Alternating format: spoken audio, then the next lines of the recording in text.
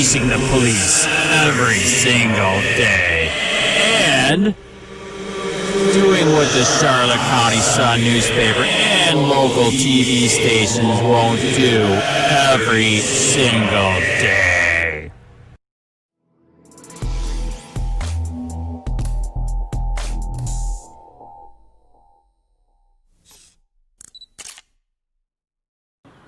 What happened a few days ago, there's no excuse for it. We don't train that way. I don't know of any law enforcement agency that trains. Yours does it. I've watched them do it. I've watched them choke men in handcuffs. They were not resisting on the side of the road. Charlotte and Punta Gorda. I've watched it numerous of times. So it does do it. They do it. I've watched them throw men. I've watched them choke them while in handcuffs. No way to do anything on the ground being choked. Okay, well that's stuff we need to know about.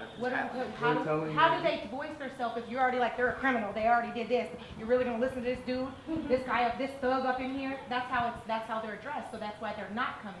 So that's what we need to find out. You're saying come, but they can't come. So what's the other solution? Because that solution doesn't work. Well, you're saying that they don't come. They can't. That's why they're not there. You would have. They're not here either. You're their voice. So if you saw it or you heard it, you can come forward and be their voice. Yeah, and then have the cop do something.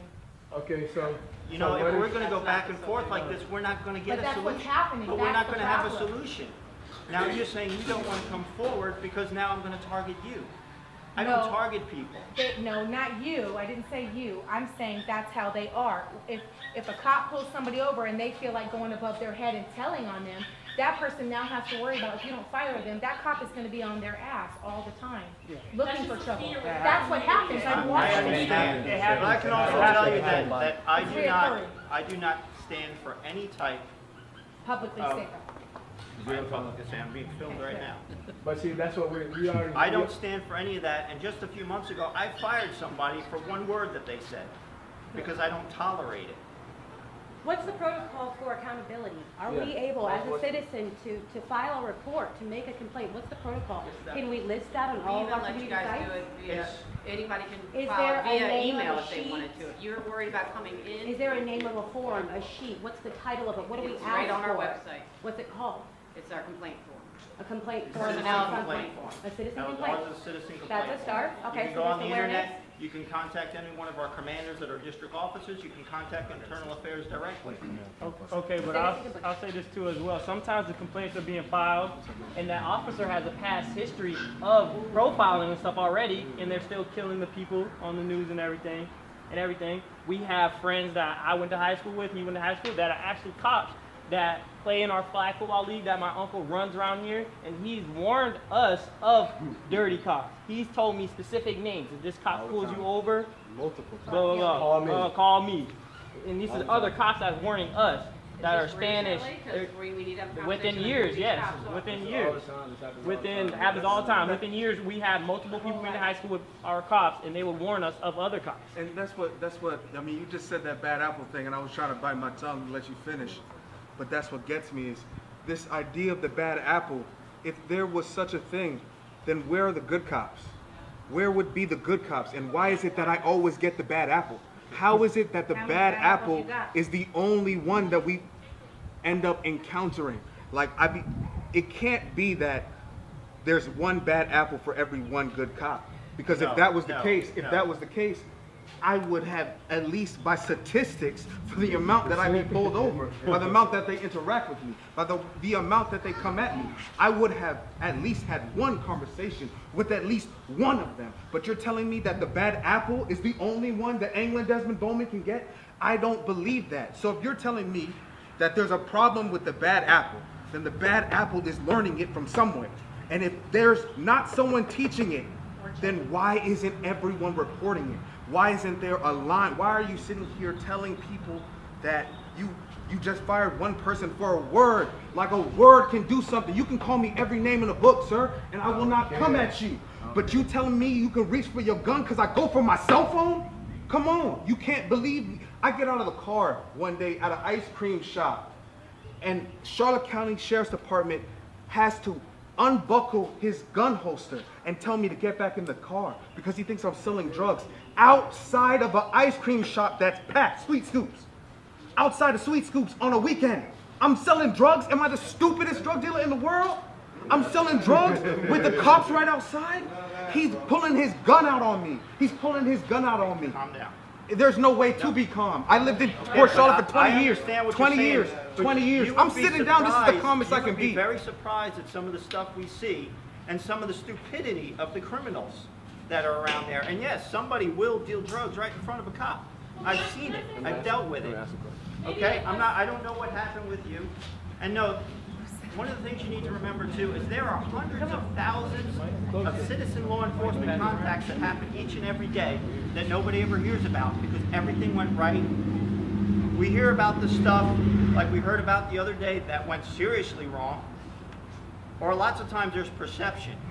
And you talk about cell phones, and that's kind of a pet peeve of mine too, and we need to somewhat hold some of these manufacturers accountable, because do you know that they make a cell phone gun?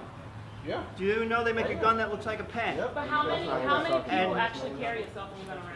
Like that's beyond the point, because a regular person's not walking around with a cell phone gun in their pocket.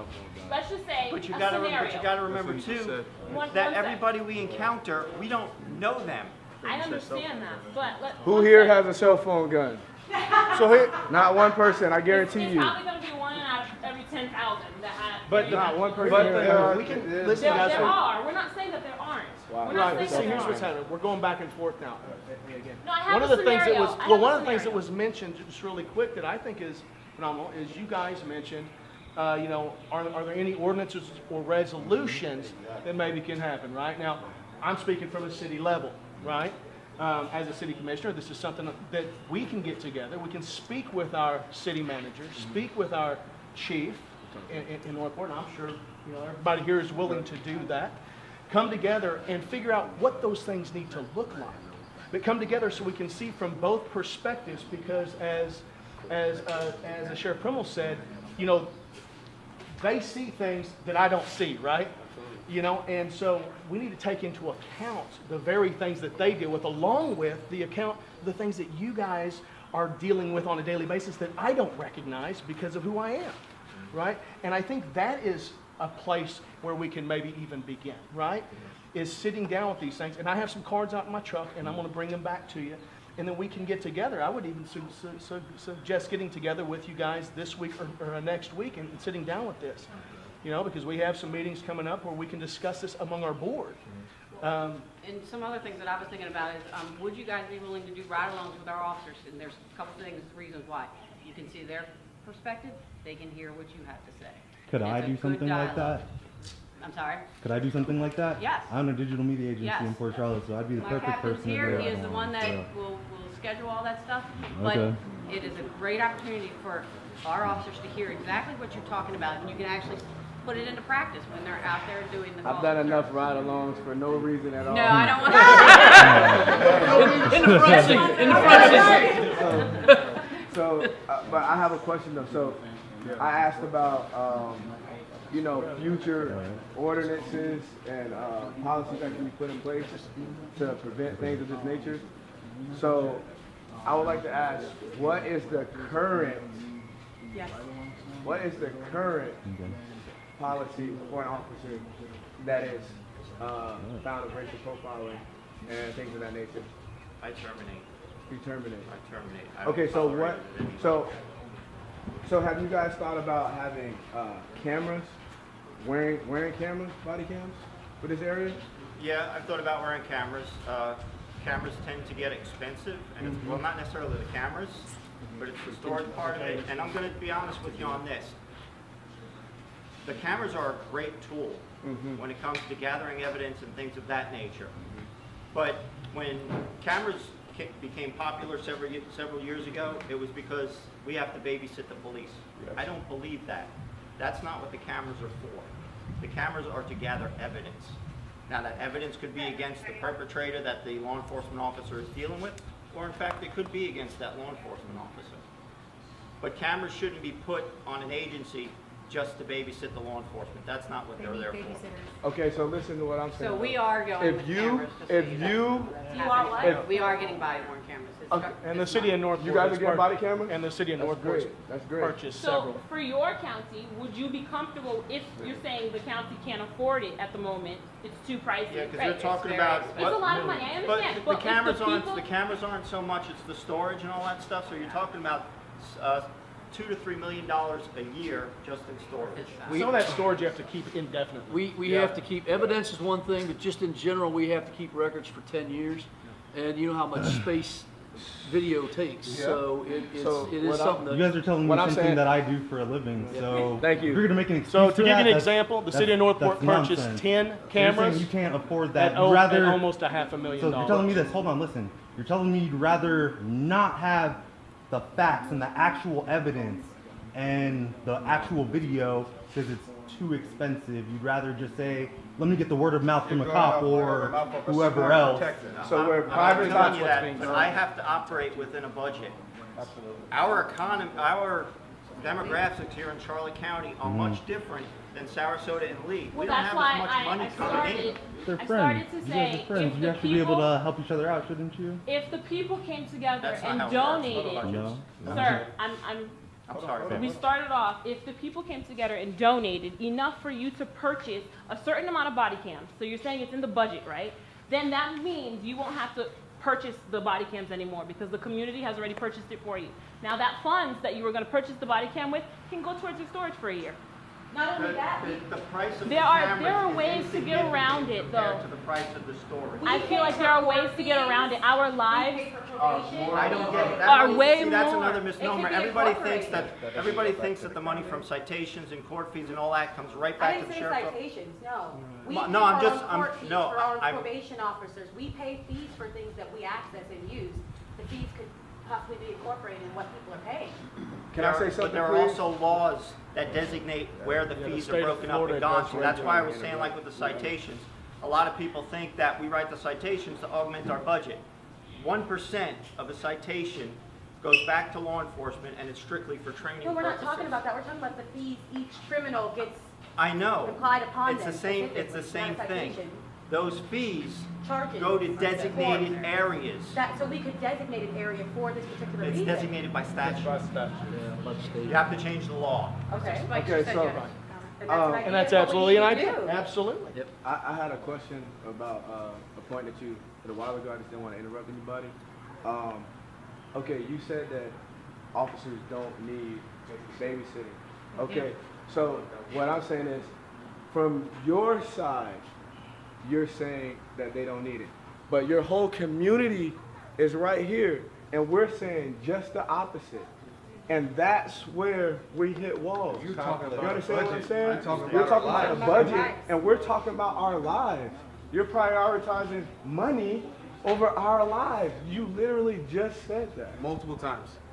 I've never In been multiple arrested. different ways. I've never been arrested, but I've watched That's it not happen the with way- police officers. That is Multiple exactly the times. way. But what I'm What is trying your to first explain to job? you- but What what I'm is trying- your first? my first What is your job first is to protect the responsibility? public. To protect Okay, the public. so the first, if we're telling you that the only way we will feel protected is if every time we encounter someone like you guys Who's wearing a gun.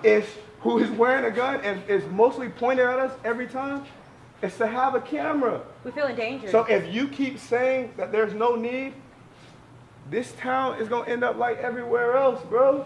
We're not hitting. We're not. very There's different no than middle everybody ground. else because we can come together and we can talk like this. We are, Charlotte County is a very different community than a lot of other places.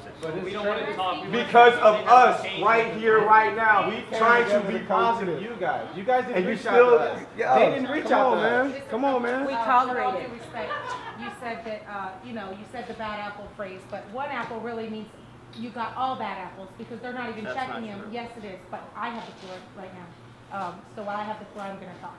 We're here to negotiate and try to make terms, but I'm gonna speak just like they're gonna speak, and you might not agree with me, but that's okay, because I'm gonna tell you how I feel and how they feel.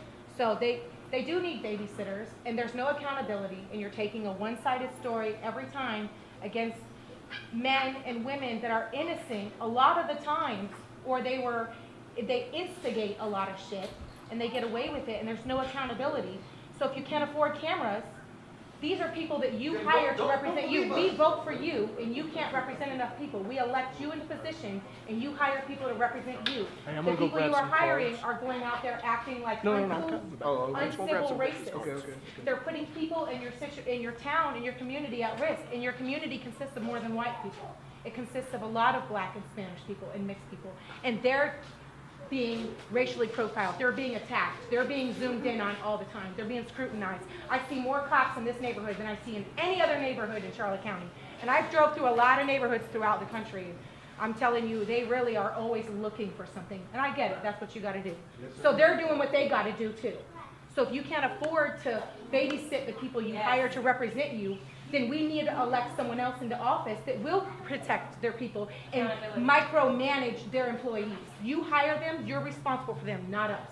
That's something you have to do. And if your employees are out here acting like that, then maybe it's time to get some new ones or new training or make them go through racist classes or something. And they need to be held accountable. You need to be putting them through tests. If they show that they have racism, they need to be gone because those bad apples are putting us in the same situation as Minneapolis, Tampa, and Miami. And this is the way we're trying to avoid that. All around us. Yeah. All around us. We're Trying to stop all around us. This is us trying to negotiate. This is nothing personal. This is your job, just like this is my job. When you go home, you're a full dude. I get it. But when it's your job, this is your job. We've trusted you as our town sheriff.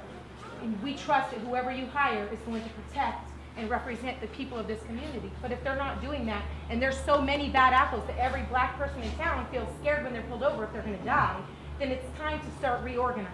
It's time to start micromanaging these employees. Because if you can't do it, someone else will. That's what voting is for.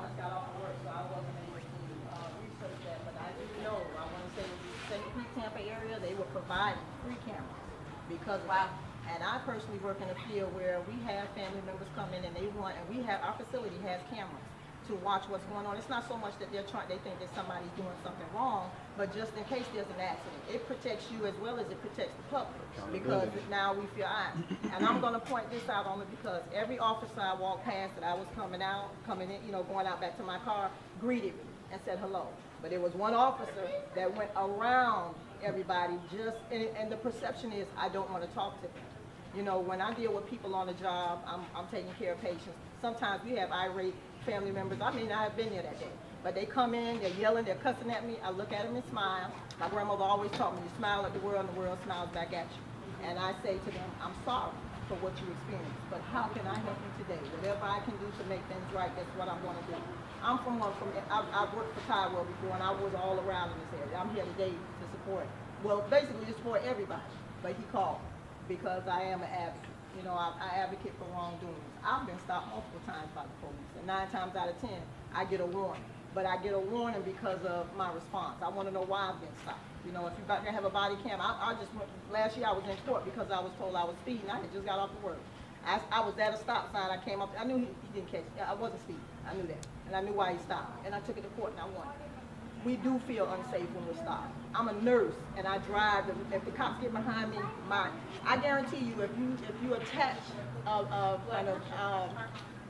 pulse ox, report your PO2 and your pulse to everybody riding around in the vehicle right now, and if we weren't here with y'all, their pulse would raise up when a cop gets behind them because you get nervous. It's not saying that all cops are bad because we do know that I got friends and family members that are cops. We do know all cops are not bad. But it's just like when they say if you stand and you allow something to happen, you don't do anything about it, then it's the perception that everything is bad. When I'm at work, if one of my aides does something wrong, I'm responsible for it. My supervisor doesn't want to hear, oh, well, I was at the bathroom or I was taking care of so-and-so's wound. I'm micromanaging. I'm responsible for micromanaging. What she said about education is the key. We as nurses are taught the basic cultural, we're taught the basics about cultural diversity. Right. And we're required to do cultural diversity training every year. It may need how many hours every year? Reorganized and rewritten. You guys might need someone else to come in and rewrite it, especially if it was written by and taught by someone it doesn't even affect. They don't even know what racism is because they've never been exposed to it. So how can they teach someone how to not racially profile? How a much curriculum training? that came down from the state every But year. how much every year? 1 hour, 2 hours every year, how much every year? 2 hours. The training's not working. 2 hours every year. So for example, hold on. Just like you guys have Well, offered you guys that- gotta remember Need that new we've got a lot of required training we have to do every year. And if you're talking about trying to require us to do 8 hours It was of just a training for question. everything. No, I'm just trying to explain to you the world of law enforcement because we have a lot of misunderstandings too.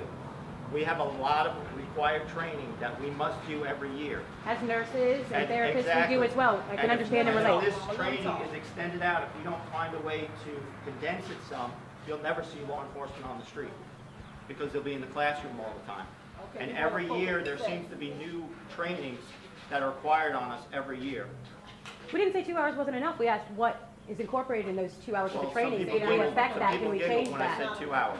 I'm sorry? Some people giggled when I said 2 hours, so. Oh, I didn't hear that. I'm sorry. But according to the 2 hours, we're talking about what's involved in that training currently. Can that be something that's assessed? Who is in charge of that? That's a curriculum that comes down from the state. So it's equivalent. So we're focused on solutions, so how do we change it? Yes. The Who do you solution is, talk what to? do we do to change it right now with our community and our people, right here, right now? How can we take steps to change your training, because it's not working?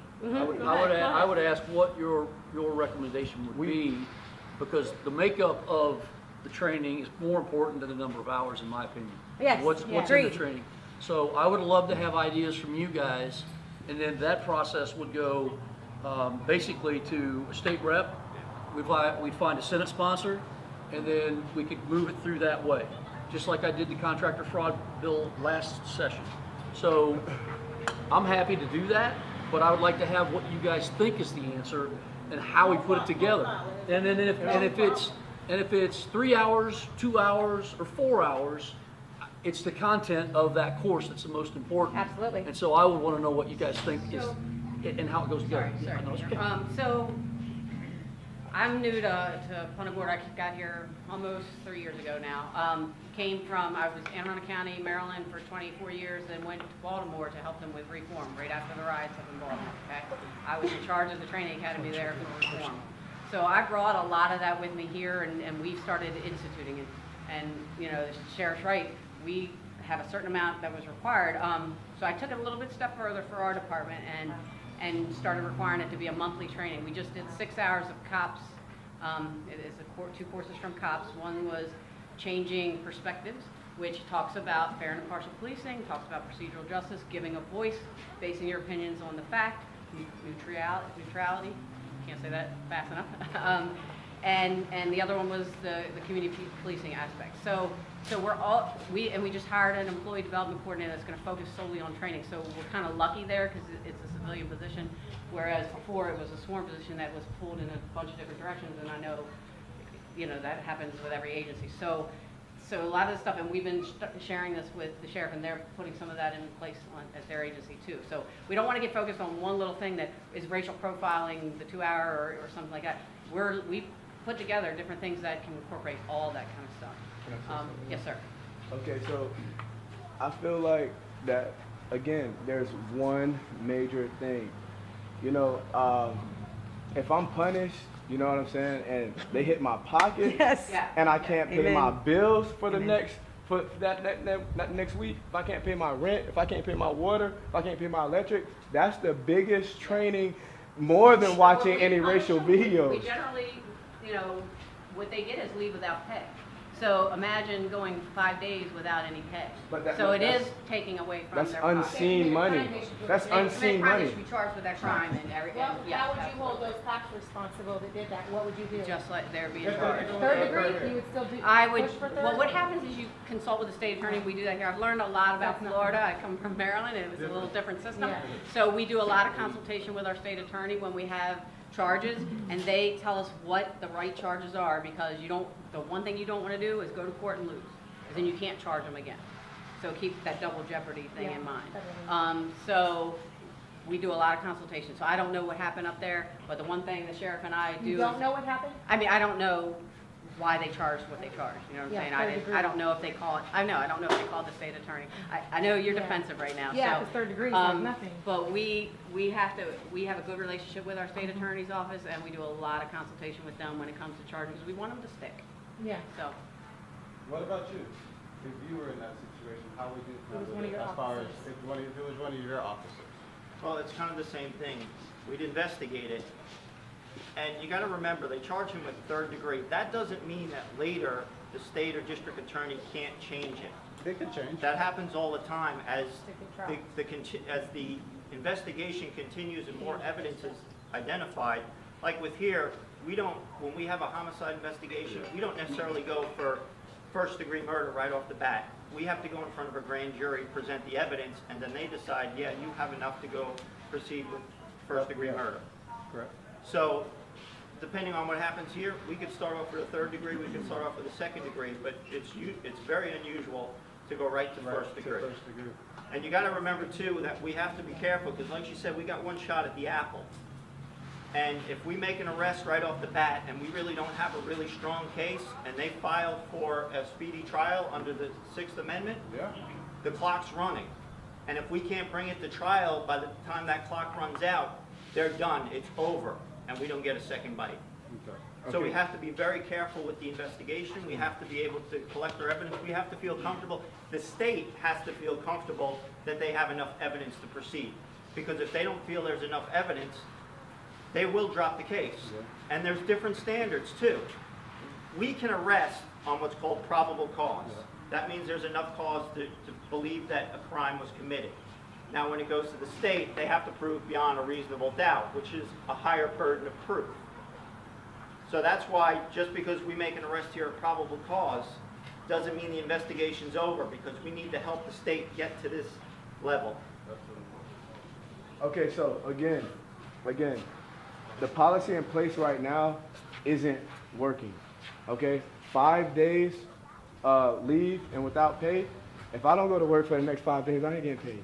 You know what I'm saying? That's nothing. Well, you mentioned hitting the pocket, so I told you that's why I was mentioning that. So yeah. And it depends on the type, what we have in our investigation, what the actual charge was, what policy they violated, and things like that, will increase the punishment or up to termination, like the sheriff mentioned.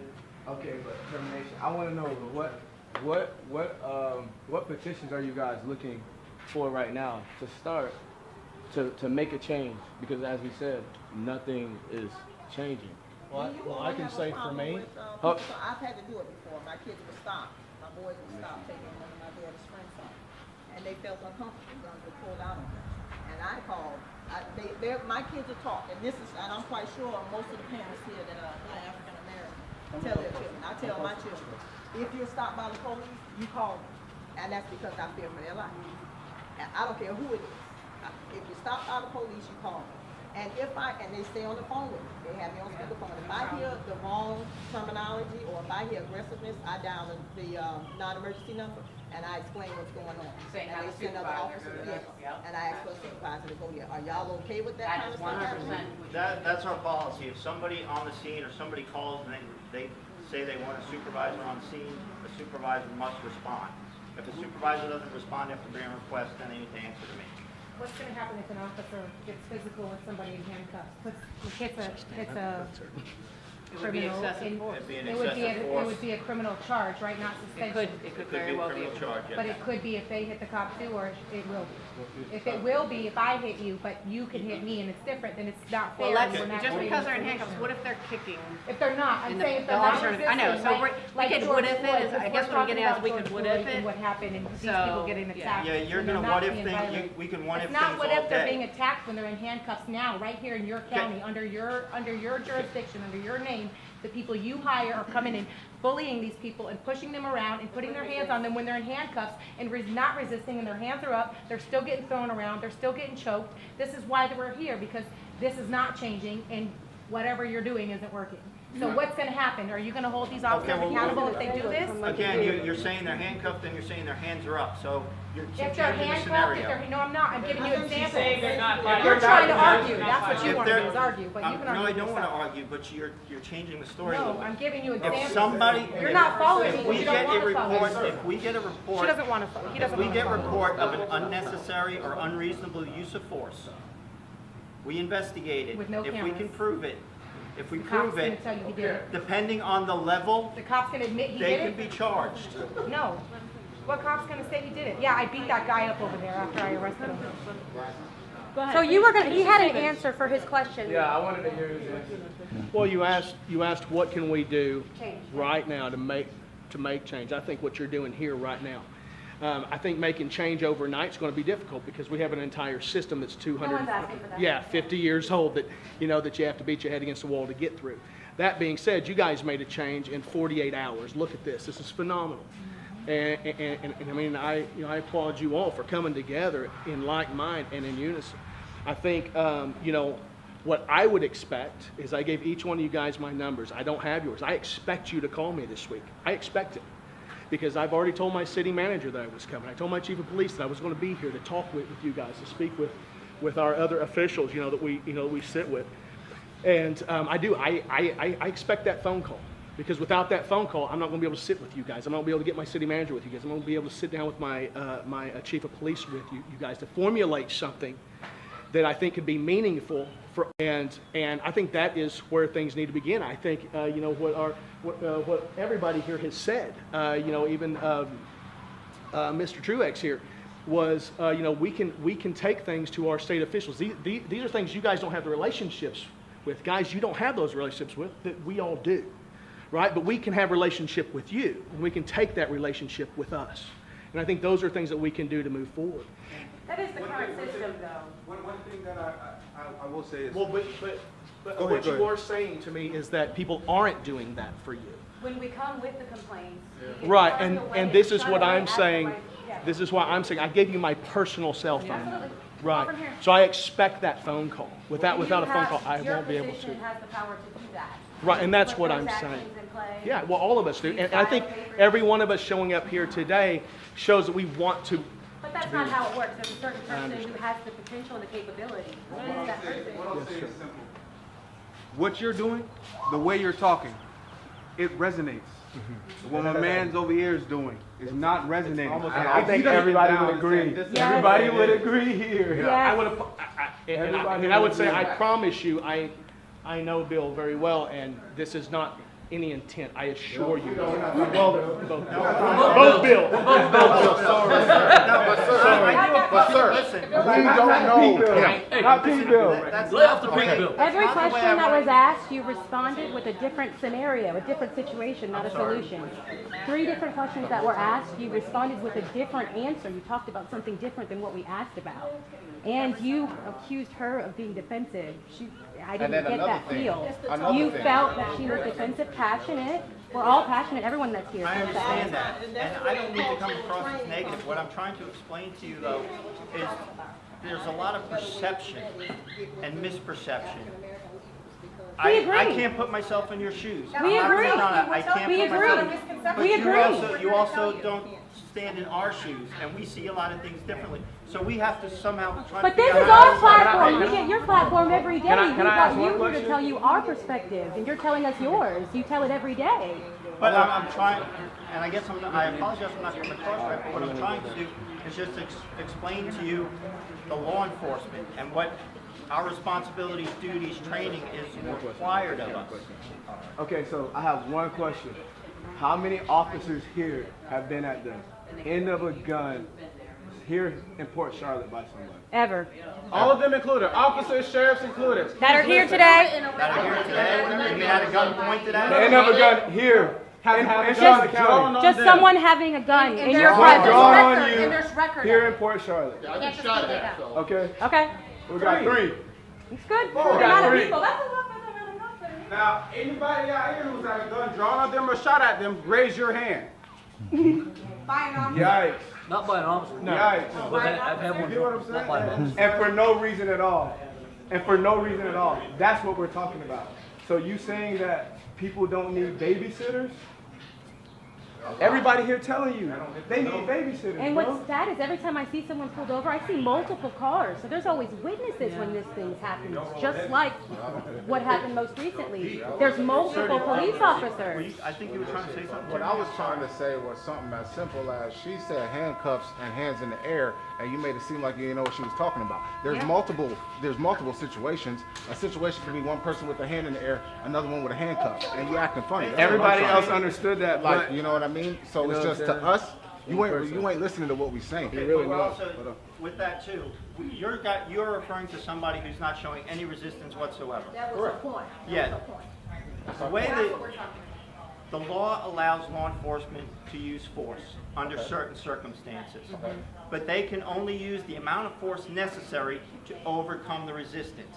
Right. So if Breaking the law. law enforcement is using unnecessary force, it could be a violation of law. They could be charged. If it's you and the other person, who's to hold them accountable? Yes, without the babysitter. So I have a scenario to say. I tried to say it earlier.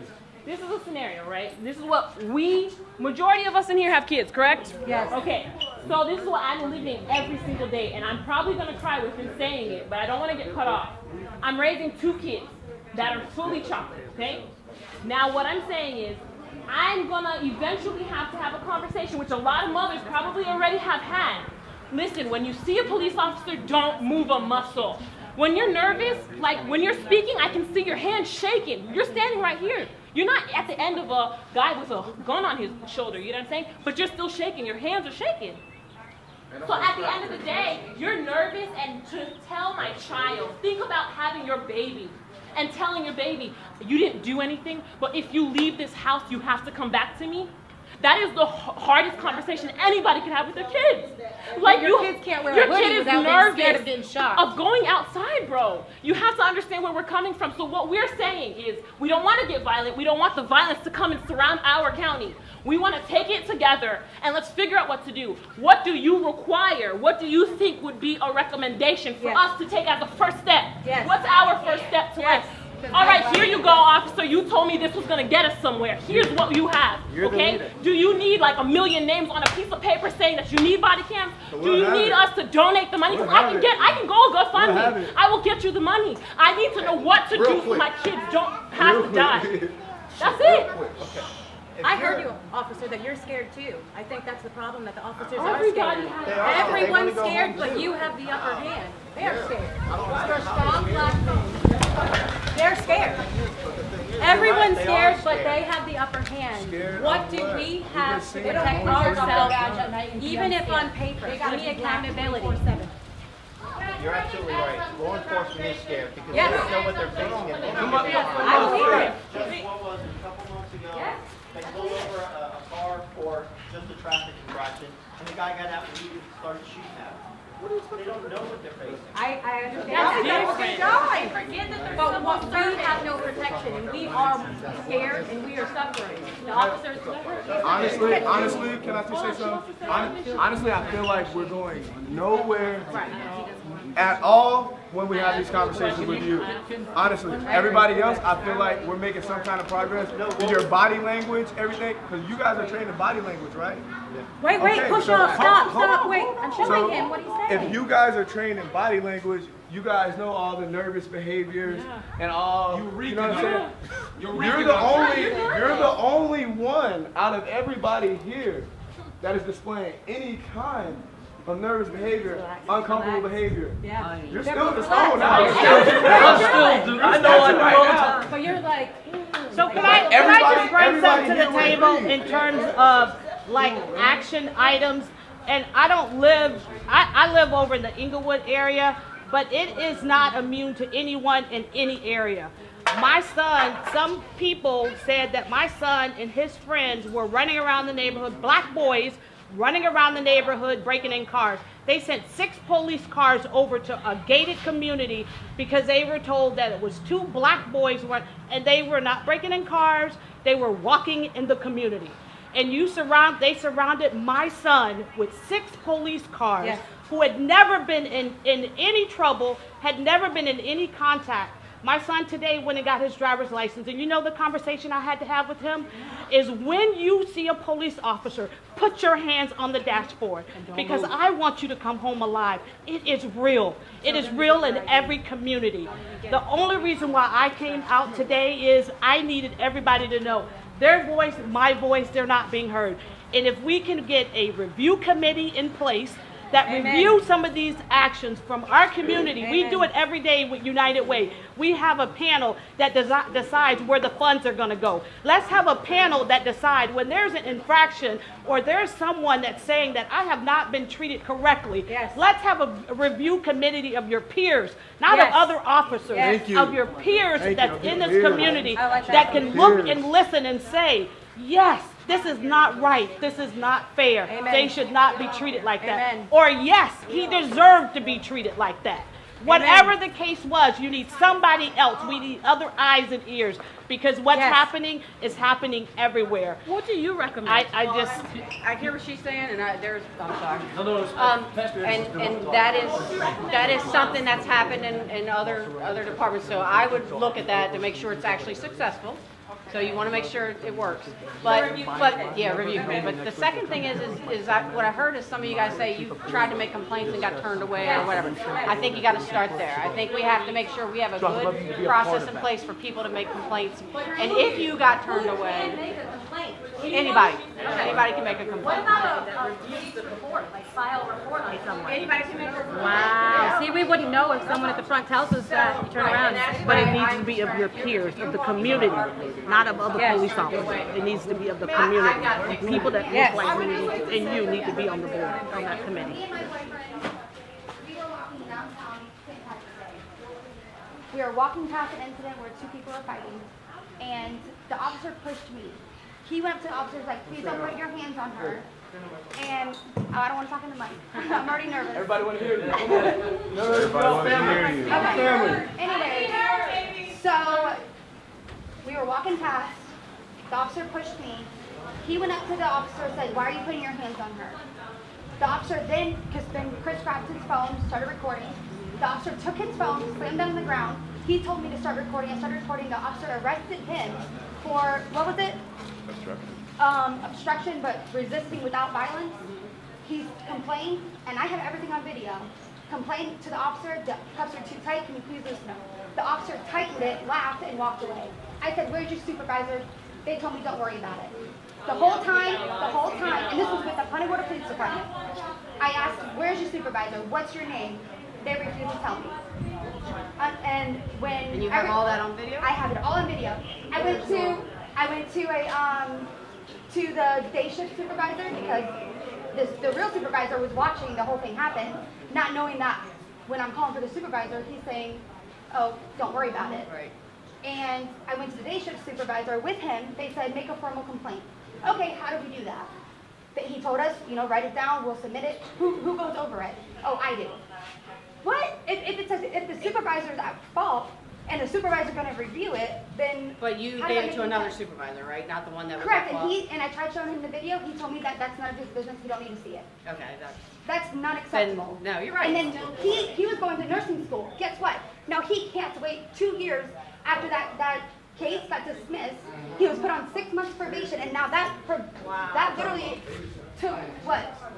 2 years? Another year and a half. Yeah, he's another year and a half before he starts school. So I'm going to put you with that captain right there, and we're going to take this. And I want to also say that in the police report, it said nothing about him being aggressive. I was supposed to be the aggressive one. Why wasn't I arrested? Because I'm white? I can't answer that. I have to look at it. That's exactly why. Because in the whole thing, it said the white female aggressor. The white female aggressor. Never once did it say that he was being aggressive. And that's not okay. I agree. I 100% agree. I'm not disagreeing that there are things that need to be changed, everybody. I can tell you that right You're asking for a video, but he just said we don't need body cams. But what if she didn't have that video and now he has that crime on his record, but she don't need body cameras? So I don't know if you were here. But he said we don't need body cams. That's a different. No, he didn't say. I didn't say we didn't need him. I said what it comes down, unfortunately, and I hate to say that. And then this it man comes down to places storage proof. expense. Now he has In order for us to do that. Hold on, guys. Let him talk. One at a time. In order for us to be able to afford it, it probably comes down to us having to raise taxes. Yeah. You got to tell this man and all his constituents that you're willing to raise your taxes to pay for it. Bro, taxes are ridiculous anyway. If it's to protect our life, we might as well. Hey guys, Go ahead. Hang on, let me talk. So the people gotta pay to keep from being abused. Is that what you're trying to tell me? Yeah. That's exactly what he's saying, man. That's what he's saying, man. And for you to sit here and tell people that they have to pay for their protection when y'all are paid to protect and serve the public, and the people that are paid to protect and serve us are the ones abusing us, but we gotta pay them to keep us. It's the real world, guys. It's the real world. I'm trying to be honest here. Yeah. Yes. It's the real world. I have to operate within a budget. As you know, the demographics of Charlotte County are very different. We have a large retirement community on fixed income. They can only afford so much. So maybe it's something where how can we all come together and raise money? I'm willing. And that was what Stephanie was saying. We have many ideas on the board. We have ideas on the board. And there may be ways to do that. There may be ways to do that, but what I explained before, I don't think you were here before, the price of cameras right now are low. They're insignificant. Please stop talking about the price of cameras when we're talking about people's lives. I know that, 2 years. but you're asking me to implement a program that I have to be able to afford. Well, then I know it doesn't. People are suggesting solutions. What about the brand new motorcycles you guys just got a couple years ago? We're here to try and do something. And everything else you guys buy that are brand new. Let's do a fundraiser. How about this? Why does Charlotte County have a helicopter? Why do you guys need a helicopter? To survey us. All the gas you guys spend on a helicopter, why don't you... Multiple reasons. Why? Mosquito control. For what? Search and rescue. They operate. Yeah, we have drones, bro. We have drones nowadays. That can do that easily. I'm just telling what's a drone. I can fly a drone and easily find Are you somebody. interested in hearing what it's used for? Because I'm happy I mean, to. go Otherwise, ahead. I'm only Continue. I just don't want to hear excuses. I want to hear like something that's real. Let me get I intervene here for a minute, please. Air dryer for your hands. They wash their hands appropriately. Yeah, let me intervene for a minute here, and I've been listening, and I understand what you're going through, and trust me, I'm one of the most transparent guys you can ever meet. My name is Reverend Lewis Anderson Jr., and I'm the president of the Charlotte County branch NAACP.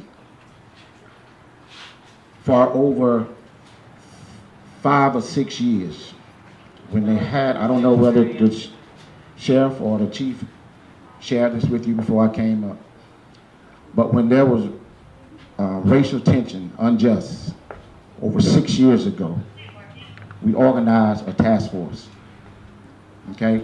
We were just like you, wanting to be proactive, but be positive and move forward where we can all just get along.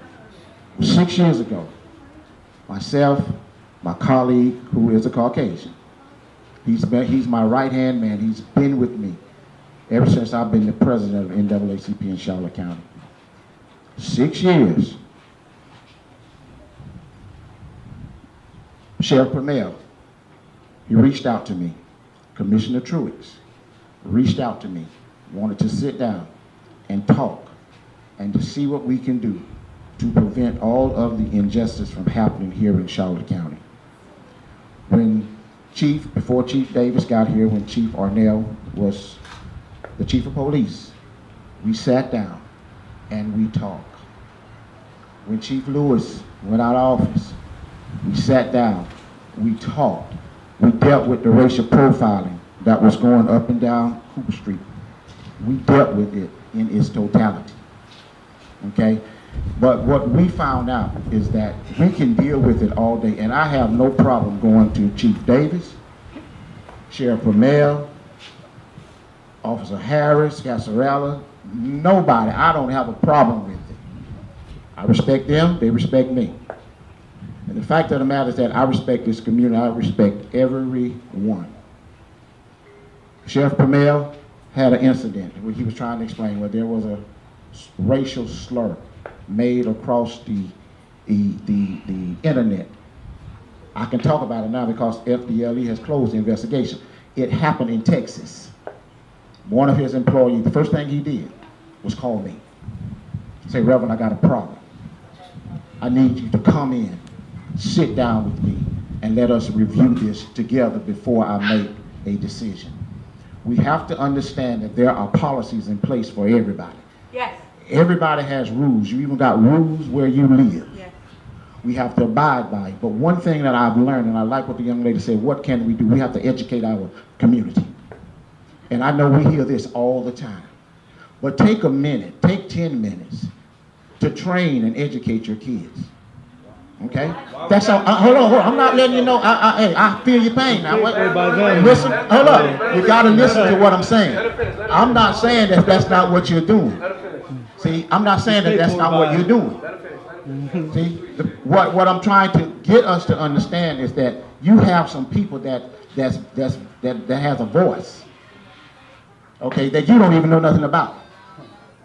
Okay, I mean, I'm here to tell you, even the incident that happened a few years back, where the African American guy tried to rob the store. When we sat down, when the task force sat down, and talked with the chief of police and the sheriff, the first thing that they said, that if there's any unrest in this community, the first person to contact their call will be the NAACP. Okay, and I shared with them, and he'll tell you, there's only so many hours that a person is going to wait. And we established within 24 hours we need to have some type of answer. I'm not making excuses for nobody, no law enforcement officers, for nobody. What have you guys accomplished? That would help everyone. Okay, well, I'm glad you asked. 1, 2, 3. As you've met with the commissioner and you've met with the sheriff, Yeah, and I like both of these gentlemen and feel like I know them from watching them around town. But tell us what you've accomplished and what your goals were. In fact, I'd like to know how you feel about the new hospital, the prisons building. That's what, $40 million? I don't know. On top of that, y'all just killing us. But just tell us what you've accomplished. Being targeted every time. A lot has changed in 6 years. Okay.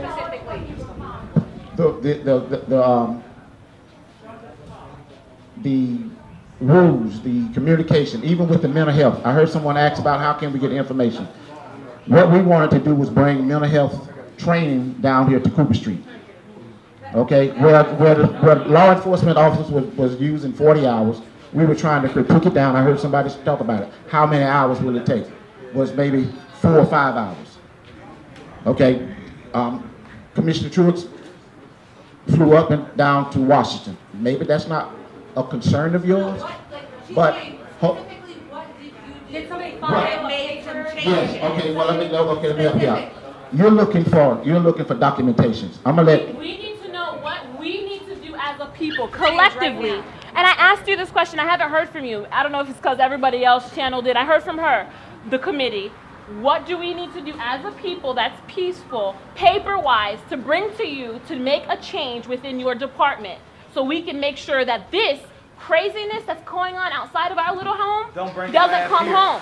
Do you understand what I'm saying? Because it's this, what we're talking about, mental health and all that stuff, that's not what we're talking about. We're talking about worrying about the craziness coming here. We don't need people dying. We don't need to see any more young men or women on the side of the road with their face in the pavement. That's what we're talking about. Okay, what do you need from me? I got you. Chief Davis, would you tell her what we discussed in our meeting this morning that we had at the Punta Gorda Police Department?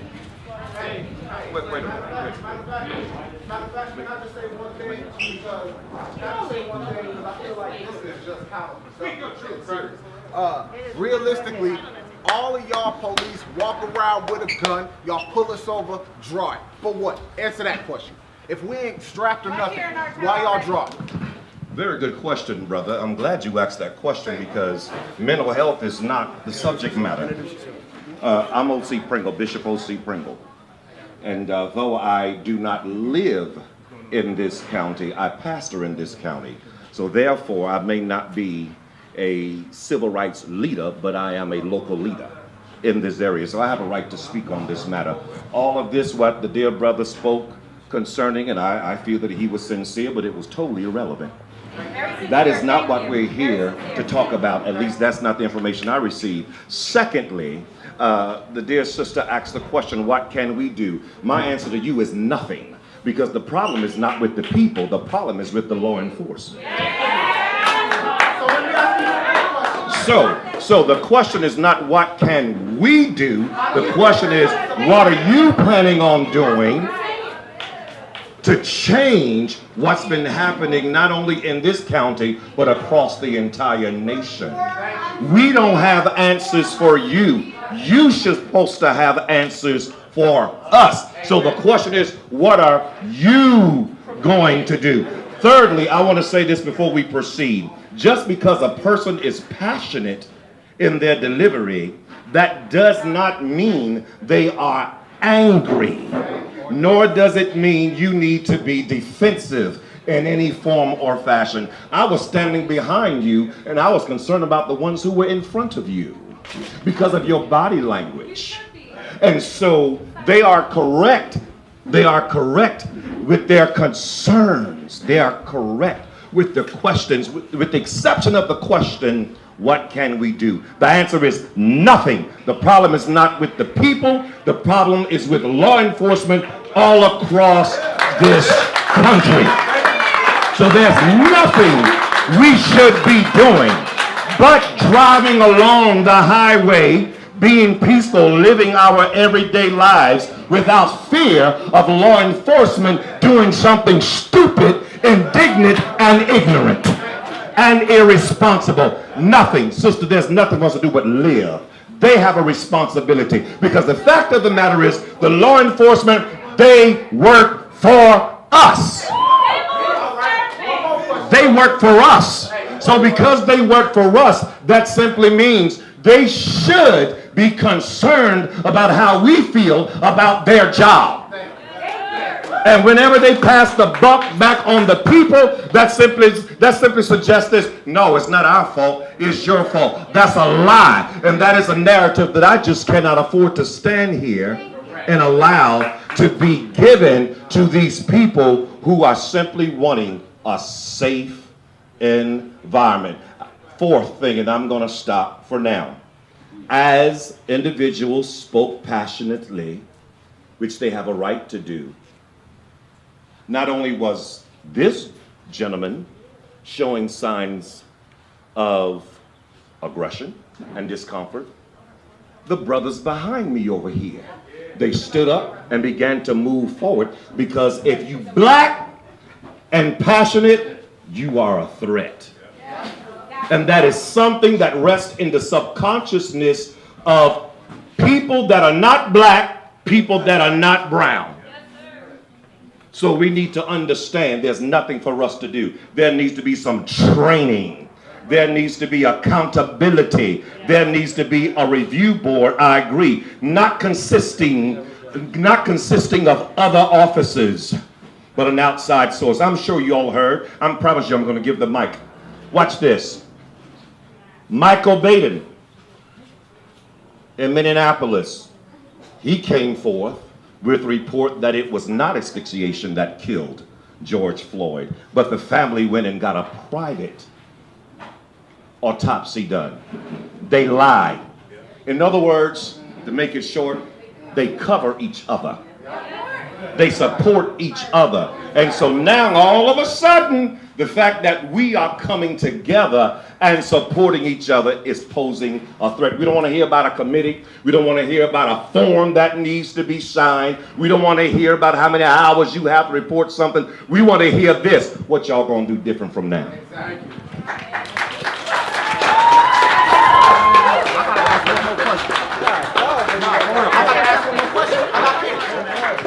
I would like to say that I respect you very much. Thank you for speaking. Thank everyone for speaking. I heard something different. I did hear all those things talked about. I recognize that even though what this man here said didn't apply to what we were asking, he gave us some information that we needed, that he did know these people we didn't know, and he did know how to reach out to them. Yes. And what they need is support. That's what we're here for now. I heard answers to a lot of our questions. I heard what we can do. I heard what certain people are doing. I heard something different. Can I say something to I really got a question. Yo, listen, I got kids, so this is my question. When y'all are coming for us, how do I protect myself from y'all? That's my only question. Legally.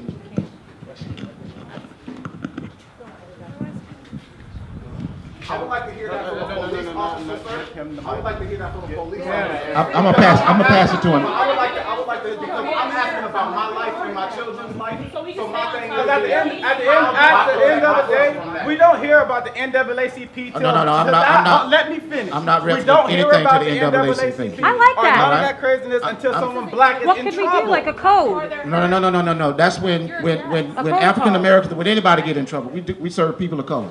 Okay, it's not an individuality here. All I know, this is what I know. This is what I can guarantee you. Yeah. Okay, well, he's going to answer your question, but let me finish. Everything that we do, it deals with our mental health. We have to be able to think rationally and move aggressively. Okay? You can't do that right now. Okay, I'm just letting you know. All right? You can't do that right now. And I'm going to let him talk. I'm going to let him talk. What you're saying, as a brother, what you're saying is the fact that we have passion means that we have mental health? No. I'm not saying it. I'm not saying it. That is not what I'm saying. Hey, listen. Can we go one at a time, please? I just need the answer, Hey. We need to go one at a time. One person needs to speak and let everybody else listen. Sir, you should never have to fear the police, and if you do, you're right, we have an issue. That's what we're But talking about. I know that, but what we're trying to tell you too is that there are ways that you need to let us know, and I'm glad Reverend Anderson did come, because that is another way. If you guys are truly fearful about approaching us to make a complaint, you can go to Reverend Anderson and he'll go directly to me. You guys picked him. In the situation. I said you guys picked him. In the situation. That was not my question. My thing is, In the situation. like I said, I'm gonna repeat it. Y'all are strapped. Y'all come to us, draw a gun on us. What do I do to protect myself from y'all? Then, not later. That's the only thing you can do because that's the only thing. Is comply, yes. No, that's not true. That's not the way. That's not true. Hey guys, listen. This is turning really unproductive. Listen, this is gonna end really fast, okay? Because all this is under me. You know what I'm saying? Not about me. This is for everybody. You know what I'm saying? I wanted us to come together and have a productive talk, okay? Once everybody starts talking out of turn and yelling and we can't hear this and we can't hear that, we're not doing nothing here. We might as well go home if that's what we're gonna do. I just need an answer. Hold on, listen. Like, I really just want an answer. We all just want to hear an answer to the question.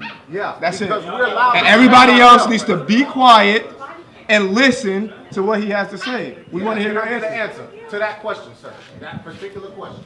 I know you're not going to like the answer, but it was already said. At that point, because I'm not there, supervisors probably aren't there, but at that point, so everybody walks away, is comply. And then, if you feel that Bring 'em officer or that deputy was wrong, Bring him next. you need to bring that forward to us so we can look into it. You can't if you're dead. You can't if But- you're dead. But if Too late then. All right, next.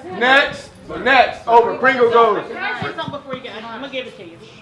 But what I really do feel that we need to do, if we can come up, raise, or do whatever, to his point, there's nothing that you can do other than comply. But if you had a body cam, if your officers had a body cam or something on them, that the people will feel comfortable in knowing that if something happened to my son, I want to know what happened. I want to see something. I need to see something as to what happened. So I think that, yes, there's nothing that we need to do. However, I think there's some demands that we need to put on the police officers as far as we want. We want body cams. We want a review committee. We don't want complaints to go to their own supervisor. Their own supervisors are going to do nothing. We have that. We need other people to do the review. Like, those are the things that we need to put in place. So yeah, there's nothing that individually we can do right now other than put demands as far as what is needed from the people here. Because we all have to work together. This is our community and everybody wants to work together. And I hate the notion of them and us. It is no them and us. It's all of us. And all of us have to learn how to get this thing worked out together. If I may, in response, yes, certainly. In response to the whole concept of compliance, that's why the nation is protesting now. Because George Floyd complied. He did not resist. So compliance has absolutely nothing to do with what the cops are doing. Because we have, again, black and brown people who are being shot to death, who are being beaten by officers, and they complied. What was the brother's name that was sitting in the car with his wife and children? He did nothing but comply, and he was yet shot. So again, there's nothing we are to do that we are not doing. The responsibility does not rest upon our shoulders. I do believe that there are some good officers out there, and we could very well have some of them here. I don't know, but there's a lot of bad ones. And listen to this scenario. If there's 100 dogs headed toward me, and I'm told that 10 out of those 100 are evil and sadistic, do you think I'm going to stand there and risk my life hoping I come in contact with one of the good 10? No, I'm going to view all of them as such until there is a change within the infrastructure of these law enforcement agencies. There needs to be a real conversation. Needs to be a real conversation on what you all are going to do. And it's okay to start now. Today is the first day of the rest of all of our lives. We can begin now, turning a new page, entering into a new chapter, and making a promise. We can start from there, making a promise. From now on, things are going to be different. As far as body cams are concerned, do we realize that the only area in Florida that's not wearing body cams is the Tampa Bay area and below? So has anyone made a plea to the state? If there aren't body cams, are there dash cams available? That's a start right there. Are there storage costs on that, sir? Pardon me? Yeah. There is. Come on. Let's be real. There is a storage cost. There's also a cost for manpower because you need people that's going to monitor those body cams / dash cams also. So again, you're creating jobs. And as far as raising the taxes, nah. There are agencies all over this world that's giving away these body cams, giving away these dash cams. But if you're really not interested in acquiring them, you're not going to do what it takes to get one. So to answer this king over here, this king asked the question, what can he do? What can we do as black and brown men and women to not deal with what we see happening all the time across the nation? Only thing we can do at this time is continue to take a stand, make our voice heard, and make demands, and stand behind the demands. Don't come out here today and let this be it. Amen. This should be the beginning of something perpetual. Every single time there is a concern in the community, 100, 200, 300 people ought to come together peacefully and intelligently in a well-organized manner to make our voices heard. But if I'm not mistaken, I see 2 preachers and I'm one of them. So I'm sending out and I see 3. So I'm making a plea. Actually, I'm challenging, since I'm on camera, I'm challenging other pastors to make their voice be heard. What are you doing to bring about a change? You're not a good pastor nor a good leader if we only hear you on Sunday and you do not support us Monday through Saturday. You need to be a part of the community, not just a part of the sanctuary. Amen. I want to. Okay, you've been trying to say something for a long time. Thank you, thank you. So, okay, so now, for us who's sitting in the car getting pulled over, okay, we do what we got to do to keep ourselves safe. But really, I'm more or less concerned about the mentality of the police officer that's pulling me over. So, my question is, do you guys go under some like psychoanalysis or something like that? You know, in like some social environment or something like that to like analyze like how you're gonna deal with people in general. And then on top of that, you gotta watch like the way officers conduct themselves in the office, at home, you know what I mean? What do they do on their free time? Not saying that you guys can't have a private life, but I know if I'm wearing like my clothes from work, or even if I work somewhere and I'm acting crazy and my job finds out about it, I'm out. You know what I'm saying? So I'm just wondering, like, what do you guys go through that psycho like test? And then if you do, how many times do you go through it? There is a psych evaluation that the law enforcement go through. They go through it upon the hiring process. Then throughout that, it's kind of an evaluation where the supervisor and commanders are watching them day to day as they're operating. But we also instill upon our staff that your actions off duty also reflect on duty. So anything you do off duty could potentially cost you your job. We're expecting them to act the same way off duty that they do on duty. And again, if you're telling me that I have a racial issue and there's racial things going on, they're not bringing forth to me. I had the one issue that was brought to me a few months ago, and I addressed it. I address everything. I've probably fired more people from the Charlotte County Sheriff's Office than the last 5 sheriffs put together, because there's behavior that occurs that I do not tolerate. I expect our staff to live by our core values. If they don't, they're not a member of the Sheriff's Office. So is that test like one time? Is it during the grace period? How many times? That's what I said, one time upon hiring. I feel like they So what if they're on the job for 30 years? Yeah, definitely. Well, if we see somebody who is, They have to have a reason to be tested.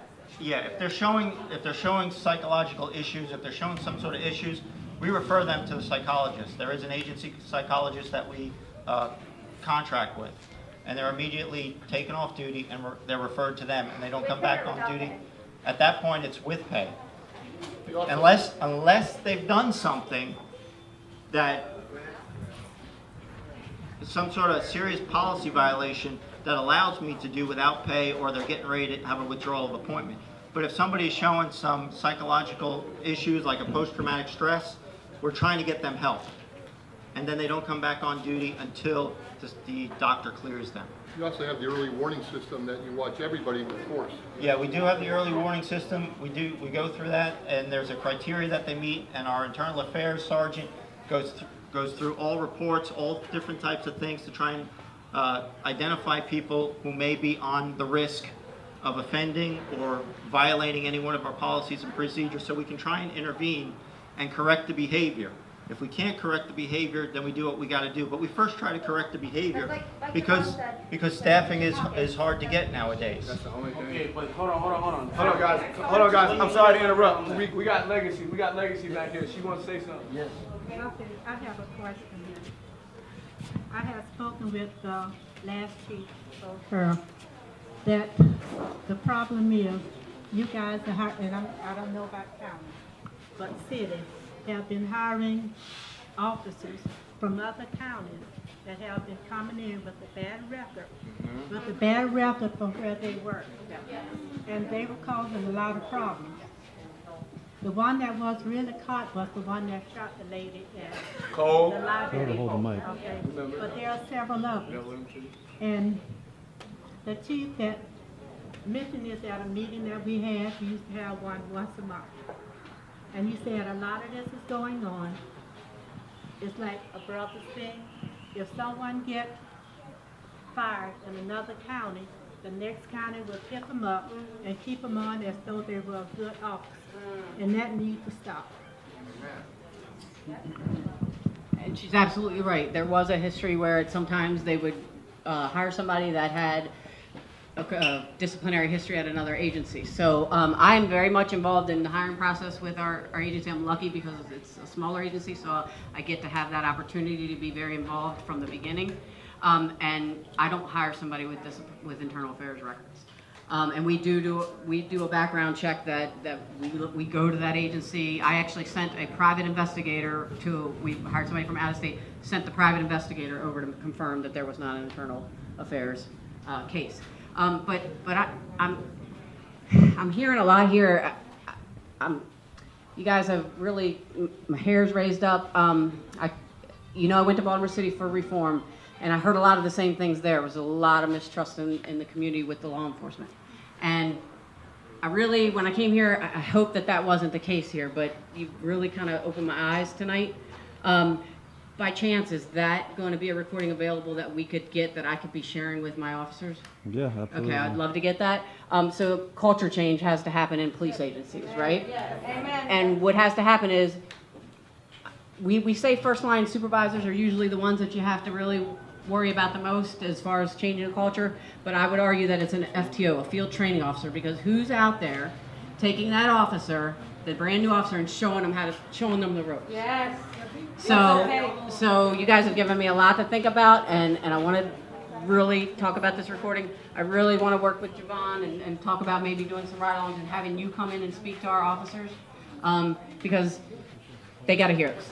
Who reads Okay. the reports that we file? Who specifically? If you're talking about complaints, yeah. I have a captain that oversees the Office of Professional Standards, and he gets them. He brings them to me every time, so I do see them. What's his name?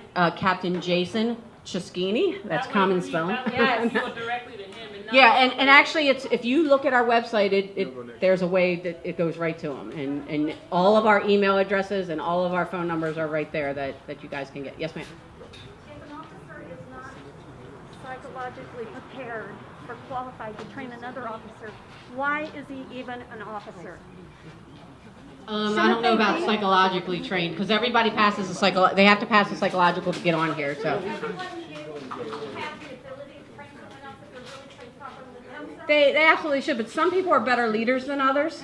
That's just a natural thing, so we want that person that's going to be a good leader as well. One of the policies that both the sheriff and I have in place too, when you're talking, what happened up in Minneapolis is that 3 officers sat there and watched this happen. So we have a policy in place that says duty to intervene, but what has to happen with that policy in place that says duty to intervene, because I can have that and put it in writing, it's a big deal, right?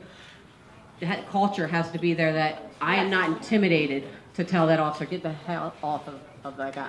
So that is one thing that we have been working on as well, is it's a culture thing. And somebody else wanted to, I'm sorry. I just got a quick question. Absolutely. How many people on the force are actually African American? I think that plays a big role as far as our communities not having any representatives there. So I think it's just as much of a challenge on you guys to give outreach to these younger kids and tell them that, hey guys, respect. Hey, this is a legitimate job. I don't want to come across as someone who has anger or battle against the cops, because you guys have a very important job, but we don't have enough of our representatives. We don't have enough of our voice on a daily basis in these meetings that no one's seeing, in those car rides that people are saying whatever. We need to be there. So I want the youth, I don't know if I could be a cop, you know what I mean? Well, that's what I need. I know there's kids out there, and if I could encourage anybody, Yeah. from my side, I think it's a two-way thing. So. But also hire people that don't just want a job, that actually care. That's like a lot of teachers. This is a profession, and you got to want to do it from the heart. But to answer your question, when I got here, there was 0 African Americans on our department. There's 2, and it is a priority.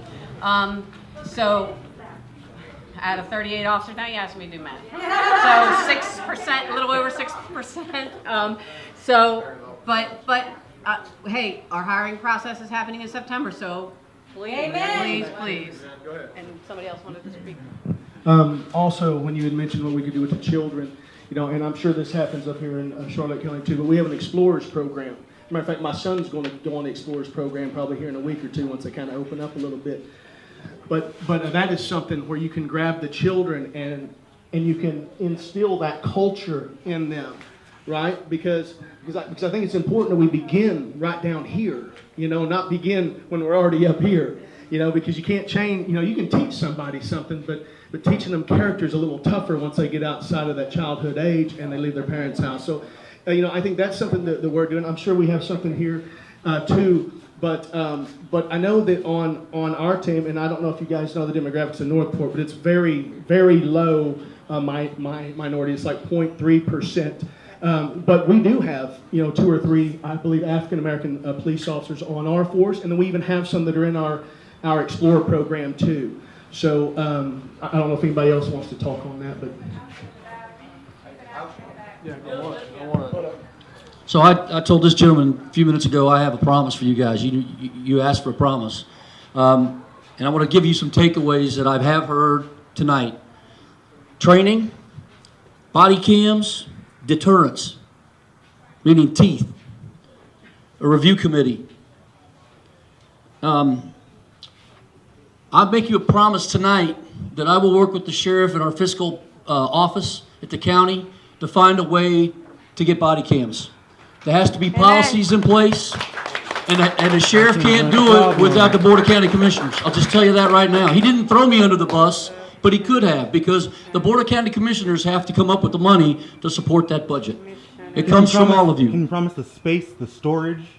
Well, that's part of it. The problem was. No, but it's by law. We get body cams. We've got to pay for the storage. Okay. So that was the holdup. That was the rub, and it was it's bringing some people on board. But I will tell you this: that I would love to have a copy of that video as well, because I would like for each of our commissioners to hear directly from you guys the frustration and the angst, because this is believe it or not, it's fiscal in some people's minds, but it's lives in yours and it's lives in mine.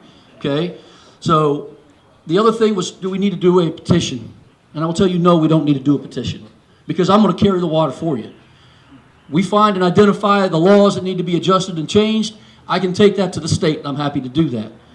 We can have discussions with the sheriff and Chief Davis about avenues for us to improve, and I'm happy to be a part of that. And y'all should be at that table, okay? So when is the meeting? I am yeah, more meetings. But I am making that promise, because I'm on this issue and many other issues I get involved in, I'm a dog on a bone. And when Reverend Anderson brought up mental health, I've been involved in mental health and substance abuse issues for the same reason. As I learned more, I realized it was very important for me to be involved in that, just like this is. So with that, I actually, if there's kids in here, I have challenge coins I want to give out to the kids today, and I'm happy to do that. I'm happy to answer any other questions. Thank you. I got one thing I want to say before I pass the mic. All right, guys. So, like I said, this is not about me. I wanted this to be about the community. All right. I work Thursday through Sunday. I don't understand why it took so long for us to get together. Leader. I'm at work and I'm seeing what's going on, and nobody put out no message. How was we raised, bro? Followers. What's going on? Somebody's supposed to step up. This was put together within 48 hours on a Monday, and look how many people here. If this has been on Friday nights, Friday evening, Saturday, Sunday, who knows how the turnout would have been? You know what I'm saying? Somebody got to step up, bro. That's us. Doing it. People got to, y'all come together. She been waiting to say something. Come up here, man. Yes. You can say something. Come up Good here. evening, everyone. Come on. I am Carla Anderson. I'm Reverend Anderson's wife. I like what you're doing, and I feel your heart and I feel your passion. Not only yours, but everybody out here. And I believe today is the day that we needed to come together and speak on behalf of what's going on. But at the same time, I want you all to know this day is not the first day. Over 6 years ago, the NAACP, not just the NAACP, just a member and several other members and many community members came together, spoke with Mr. Troy, with the sheriff, and with everybody else, and we invited everybody to have dialogue with the sheriff department, with your city leaders, and no one came out. And exactly, and he just say, we don't know y'all. I know your dad. You don't know me. I went to school with him. But I want to say this to you. This day is a day that I believe that it was totally ordained for all us to be here. And the anger, I love it. Because if anger is channeled in the right direction, we can get progress. And I do believe that we all see things from different perspectives. I might see the old lady in the psychological point of view. You might see the young lady. And this is all psychological. But I want to say, this is no way that we're going to stop today, because I see the passion even in your eyes. You have so much to offer to the community. You are so powerful because you're brave. Not only that you're brave, you're in order. And order is what we need in this community, in this world, in this nation. And I want to say to you, you yell like, hey, respect, respect. I love that about you. You're going to go far because you feel the pain of the people, as well as you see that there needs to be correction with the officers. I do believe we have great officers here, but in every bunch there's somebody need to be trained or retrained. So what am I saying today? I'm saying today that all of us matter. Can we meet consistently? Can we come together as a community? Not when somebody gets shot, not when somebody gets hurt, but can we all connect together and say, hey, I'll take care of this. I'll make sure they're accountable about that. Who is our accountability partners? Let's be accountable. Let's get each other's phone numbers. Let's meet. Let's dialogue with the sheriff. Let's dialogue with the pastors. What you said, sir, was very important. What you said, my dear husband, is important. This guy doesn't sleep at night because he was trying to reach the youth. So through you, my dear brother, thank you. He's been trying to reach the youth. And guess what? You are strong. He's wise. They call the old because they're wise. Call the young because they're strong. You can voice to this group that they will turn a deaf ear to him. But he can collaborate and connect with you and become wise. You can get wisdom from him, and he can get some understanding from you as well. So can we today make this an ongoing process that we may be accountable to the community, to our law enforcement, to everybody, and most of all, to our children and each other. Thank you.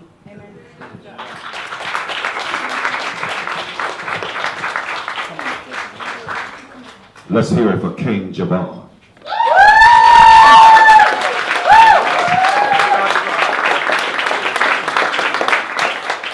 And sir, what is your last name? Truett. Truett. Yeah. Thank you for accepting the challenge that I placed on the table. So now we're going to hold you to that. But one thing, I do not agree with what you said. One thing, there's no need for a petition. There's always okay to have a backup plan. Oh, it's okay.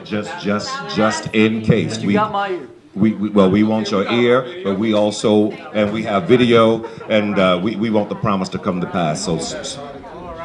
So stick with the petition. Stick with the petition. Thank you. Stick with the petition.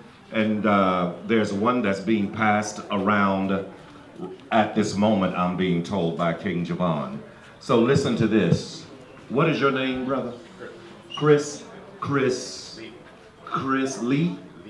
Levy. Chris Levy. Based on what the two of you have stated, the report talks about a white woman, but the arrest report shows a black man. And so this brother's life has been put on hold.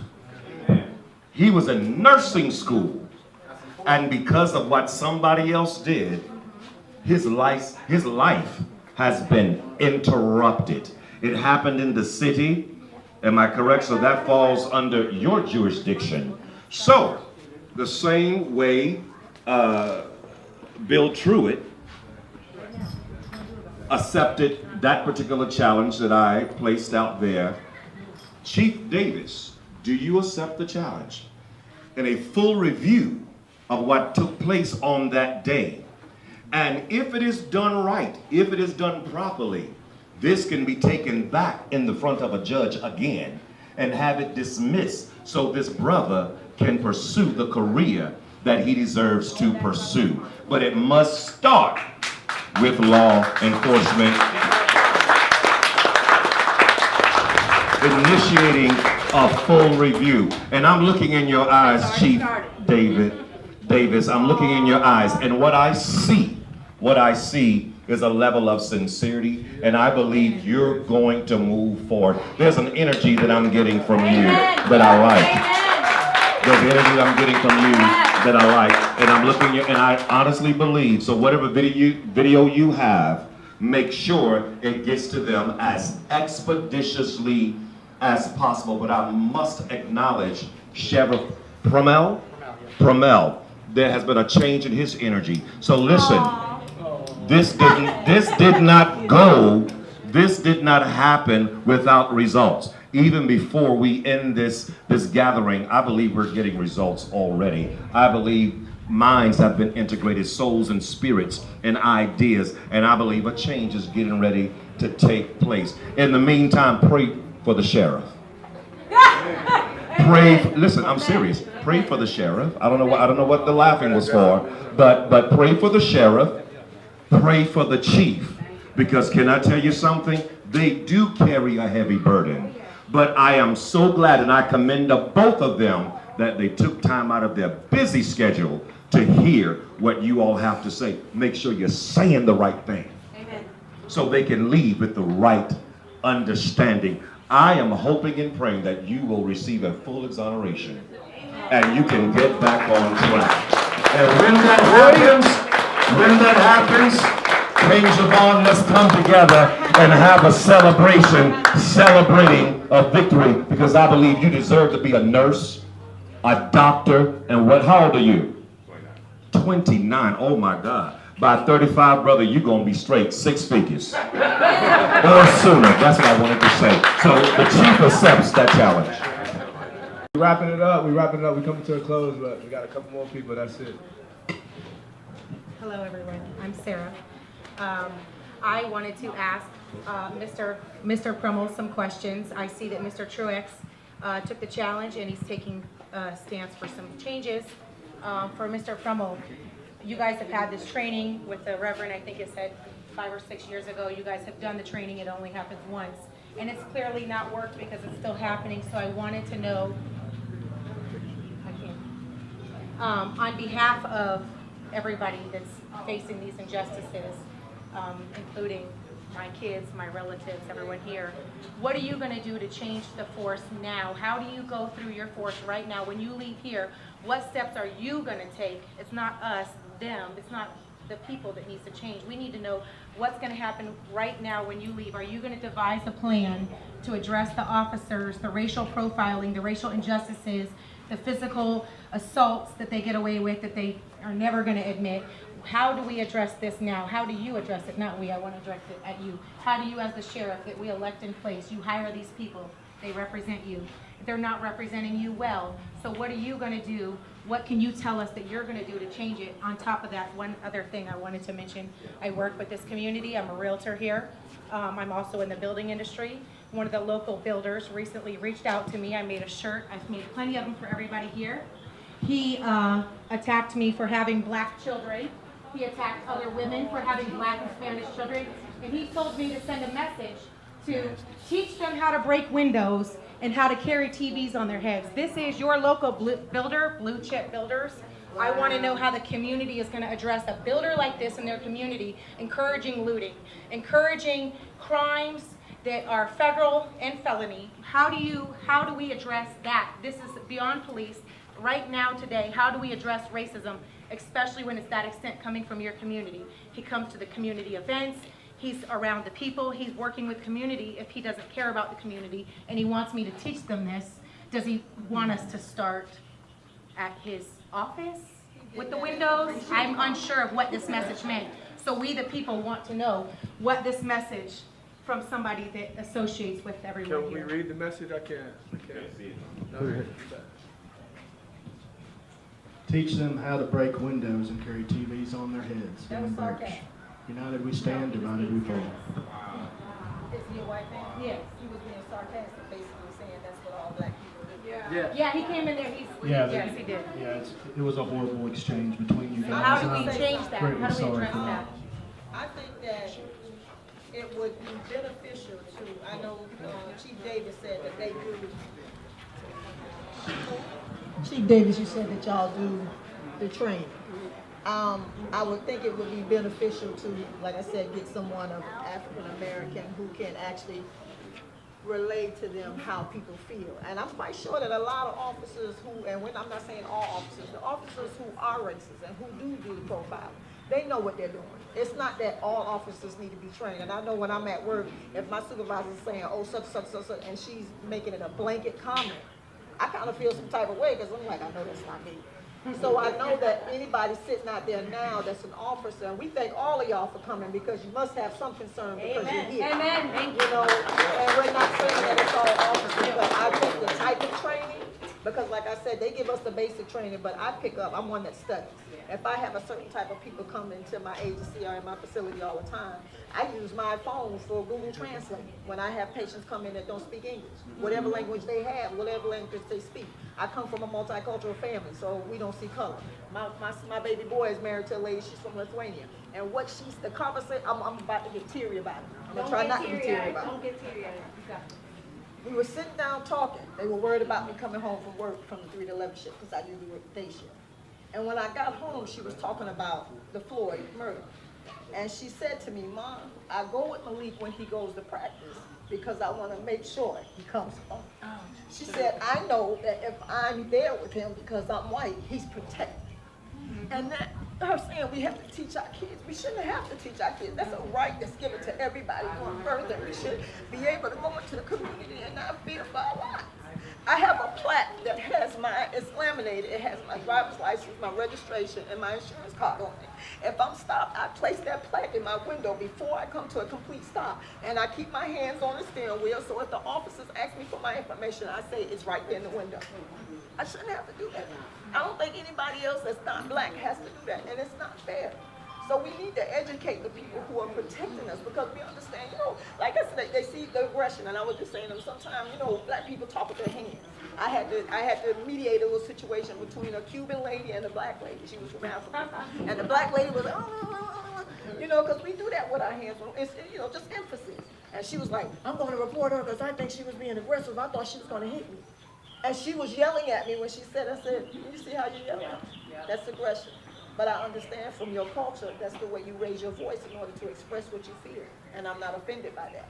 It's the same thing with her. To this day, they're friends. Because if we can come, we know there's a lot of things that they don't know about the culture of black people. You know, everybody's not aggressive. We may get upset, we may yell, it's our passion. But we're not throwing our hands up to fight. If you know, we need to come together to educate. You know, educate on a different level. 2 hours is not going to be enough. I have to educate for my nursing degree every year. Every year I have to do the same thing. But I don't just stop there. I educate myself beyond that. Because if I have a patient that has a situation that none of us know what's going on, I'm in my books. I'm online. And a lot of times I have come, you know, brought things to doctors' attention. Oh, such and such, and it winds up being that. So if we work together to educate, whatever y'all are using to train for training, let somebody that's black in the community go over that with you. So that way we can see what's missing, because something is missing. If the cops feel like they need to fear for their lives when they stop us, and the only way that they can respond to us is an aggression, there's a problem. There's a perception that all black people are angry and mad, and we're not. We're fearful. We're fearful, and if you have a better relationship with us, you know, understanding us, I've had nice officers stop me, ma'am. If somebody stops me and I'm doing something wrong, I'm not upset. I smile, give them my information, and I take whatever it is, take whatever it is I got. And they say, have a nice day, and I say, have a nice day, and I go on about my business. I'm not upset, you know. But if I'm stopped and I see an officer walking up and they have their hand on there, and you clearly know when you run the tag, you may not know somebody else may be driving that vehicle, but if they're, you know body language, like they said. You with the body language, your body language has changed now, but... He's looking for a hug now. He's looking for a hug now. Everybody knows, and I was standing next to him and I was watching him. Exactly, and we need to be aware of that because people see me, and they say that, I was telling him one day, the lady was saying, was I in the military? She said, my persona made her feel like I was in the military, and I'm not there. But it's, you know, I was a single parent of 5 kids, and I had to teach my children you know, you got to be authoritative when you have kids and you're by yourself. But I did, like everybody else here, teach my kids that there's certain things that you need to do when you're driving. We do hire veterans too, and so soldiers come back and they have that perception. militaristic We see them thing. walk up and So they have yeah, that, that's we're like, where okay, some of that's what's coming getting from ready too. to happen? So, but you bring up very good points about having somebody that can actually speak to from experience in some of these trainings. That way, the officer needs to recognize you're doing that. You know, you're walking up like this. And the guy made a point about being an officer. You know, your Yes, lack there you of go. minority or black people in the police force is because they fear the police. So how do you want to become a law enforcement officer? When you said about the program that you're running for the kids, how do we teach our kids that they have to fear the police, but we can't educate them to want to be an officer if they have to fear officers. You know, nobody wants to work for and enforce law enforcement if they feel like they have to intimidate somebody else. And I understand y'all lives are at risk all the time, but body language says a lot. You know, body language tells everything. I can tell when somebody approaches me at work if they're upset, and first thing I do is smile. My grandmother taught me that one thing: smiling takes everything away. Exactly. If you approach someone with a smile, if I saw an officer come up to me with a smile on their face, my anxiety level goes all the way down. He's smiling at me now. My anxiety level goes all the way down. I don't even like speaking around people. But I just wanted to say that education is going to be the key because education teaches us everything. I taught my kids that cheerleading. We had a little class. And the person that comes to the table, can it be a younger person too? Because like I told her, I don't know her. I think it needs to be. It can be an old head, but it gotta be a younger person too. Here. Yeah, see about tell us. Good afternoon, you all. My name is Minister Gerald Anderson. I am one of the preachers here. Most importantly, I grew up in the center of this community. This is where I'm from. I got to tell you about this lady right here. Because I was at the table when she interviewed for the job. And when she interviewed for the job, I was told her, you cannot lead my people. I told her straight out, you can't come to Charlotte County and lead my people. And she said to me, if I get the job, you're going to be my first phone call. And she stood by her word, and she's a really hard-working lady for the center of this county. I believe This that. gentleman, every year, MLK weekend, we stand on the street corner for 2 hours and talk about this community. He comes and he meets me every MLK parade, and we stand on the street corner together. He's one of the first people to show up. Gee, what's going on over there? How can I help out? I'm not a police, but I love everything about this little community. And the gentleman over there smiling, I call him my big brother. What relationship do you have with the people leading us? Where's your relationship with those people where you can go to them? Because when they show up, because I've been stopped by the police plenty of times. I'm not off the list. Check my record. Okay, is that serious? Okay, is that serious? I've been stopped, but you know what? If it's 4, 5, 6 cars, I know somebody over there. And he will call. Quick. Quick, because What's going on? Protecting us. When I ride through this community, I see something. If I can't get her, I got my other partner right there. Mr. Howard Cooney, who before he come here, we was at a table together. He met with me and my brother before he even took the job about what's going on in this community. And he wants to know. He wants to know what's happening as well. So yes, we talking good stuff, but where is your relationship personally with those who leading us? We're establishing it now, sir. Okay, well that's We're good. here. Cause True, I call him True. I don't call him Truex, all that stuff. I call him True because he's always real with his word. And he has also showed up to help me out in a lot of different situations. Where's your relationship? Can he speak though? The leaders need to reach out to us if they have a relationship. Yeah, we I'm are not a younger generation. I'm not in disagreement. But you know me. I know. And you can pick up the phone and call no me. disrespect. I'm just gonna speak to the younger generation. No. The younger generation. I know. The younger generation like this. Do we understand what y'all saying? Yeah, we don't hear that. Let's go. Come on, wait. We understand what y'all saying. But we feel like y'all kind of boosting them up. Like we ain't trying to be honest. That's not what I'm saying. No. They looking for They're educated. information. Sharing wisdom. This They is our looking first for time a coming forward. relationship.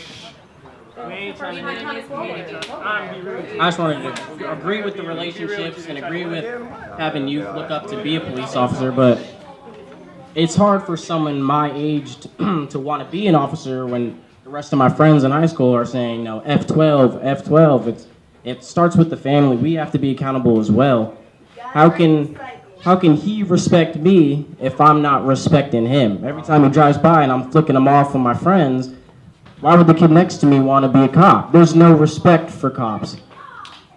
It's hard for one of us. We already addressed all of that. I think you were in the bathroom. Hey. We addressed that. He was in the bathroom, guys. His commitment got interrupted. Sheriff, Hold on, we want to hear this commitment. yes. All right, Sarah, right? Yes. Hi. Sarah, we seem to got off the wrong foot earlier, and I do apologize for that. We talked about personalities earlier, and I kind of just have this factual, matter-of-fact personality. That's just who I am. So that's how I come across. I deal in facts. And I was trying to just explain how things are in the law enforcement world. Didn't mean to offend anybody. Nobody should be scared of the police. If they are, we do have a serious issue. I'm very glad to hear that Bill is willing to look into the coffers and find out where we can come up with the money to do the cams. So like I said, the cams were brought up earlier. You're absolutely right. You can get cameras for a dime a dozen. You can get grants anywhere. What I had mentioned earlier, what costs a lot of money is just the storage, and that's a reoccurring reoccurring cost every year. So that's just something we need to come up with a plan of how we're going to be able to afford that, because it's not cheap. So what I'm going to do is, since he's going to be looking into the coffers, I'm going to be digging up some of our old studies that we've done. A couple of years ago, we did studies on the body-worn cameras. We also did the studies on the dash-borne cabs to see if we should start at that level.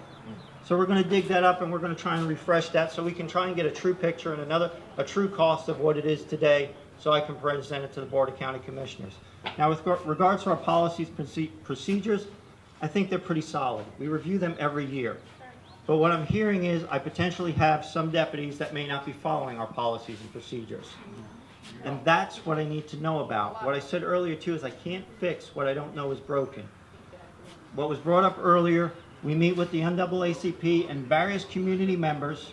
We were doing it every month for the last 6 years. We had, because of what was going on now, we kind of had to stop the meetings. But we met every month to talk about what's going on. And this stuff wasn't being brought forward to us. Do you think that your officers are going to come and be like, oh, we're causing injustice, we're bullying people, we're beating them up? They're not going to come and bring. How would you know? No, but I need. How do we bring it to you? Well, that's what we said earlier. You can communicate with our internal affairs, our professional standards. Like Pam said, same thing with us. It's on our website. You could go into our districts. You could speak to one of our commanders. You can go on the website. You can fill out a citizen complaint form, and it goes right to. That goes back to the whole thing about, like, you guys, a citizen complaint form. I've made complaints to Punta Gorda PD multiple times, 3, 4, 5 times, and I just get shut down because who calls me? Someone from your team. Someone from your team calls me to defend the actions of an officer. Yes. Who shouldn't be talking to me, disrespecting me, going out of line when I'm being respectful and nothing but respectful towards them. Okay. That's not Well, right. So outside my review. question is, If I go to complain to you guys, like I have to Punta Gorda PD, I have complained multiple times because I was being harassed by Punta Gorda PD. Well, That's not right. Just for being in this neighborhood. Just for being in this neighborhood, this very neighborhood that we're in right now. Okay, if you want to make sure that a complaint, that I see a complaint on a deputy, you can email internalaffairs@ccsofl.net. I am on that email group. It goes to my internal affairs, but I see it too. And I follow up on every one of those. I ask my internal affairs investigator, what is the status of this? And I look for the documentation. How long does it take you to look at this? A while. I see them immediately.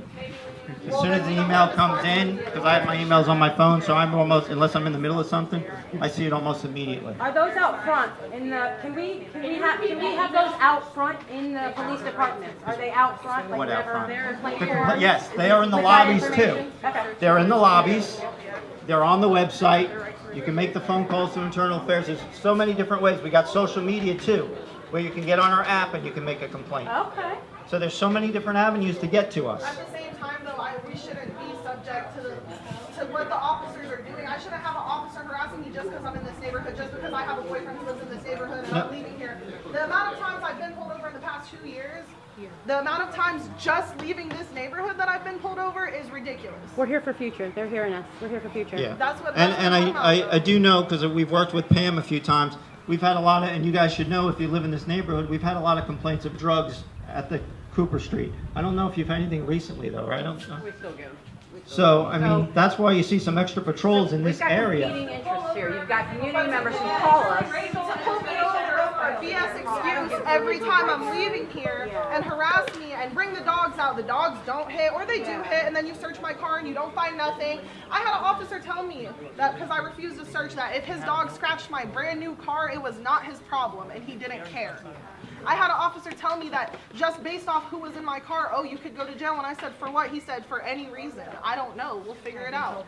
That's not right. Ego, That's superiority. disgusting. And then when I complain, So I know that Let me help you out. that's where the. Hey, a lot of this stuff, guys, like, I understand, like, we got a lot of different stories we could tell. We got a lot of different stories. All right, but a lot of this stuff has been addressed. I feel you. He already said, you know what I'm saying, we got things that we're going to do now, moving forward, you know, to address all of these things. So we don't have to hear no more stories, really. I don't want to. One more. She wants to tell one more story. No. One more. It's the last one. Only because she called me before this one to speak. That's the only reason. Last story. Last story. I'm over I've stories. been petrified to be talked about this, and I know all of you guys have mixed biracial kids. I am going to advocate on that. Y'all know me. I am Pastor Dr. Gary McNeely's daughter.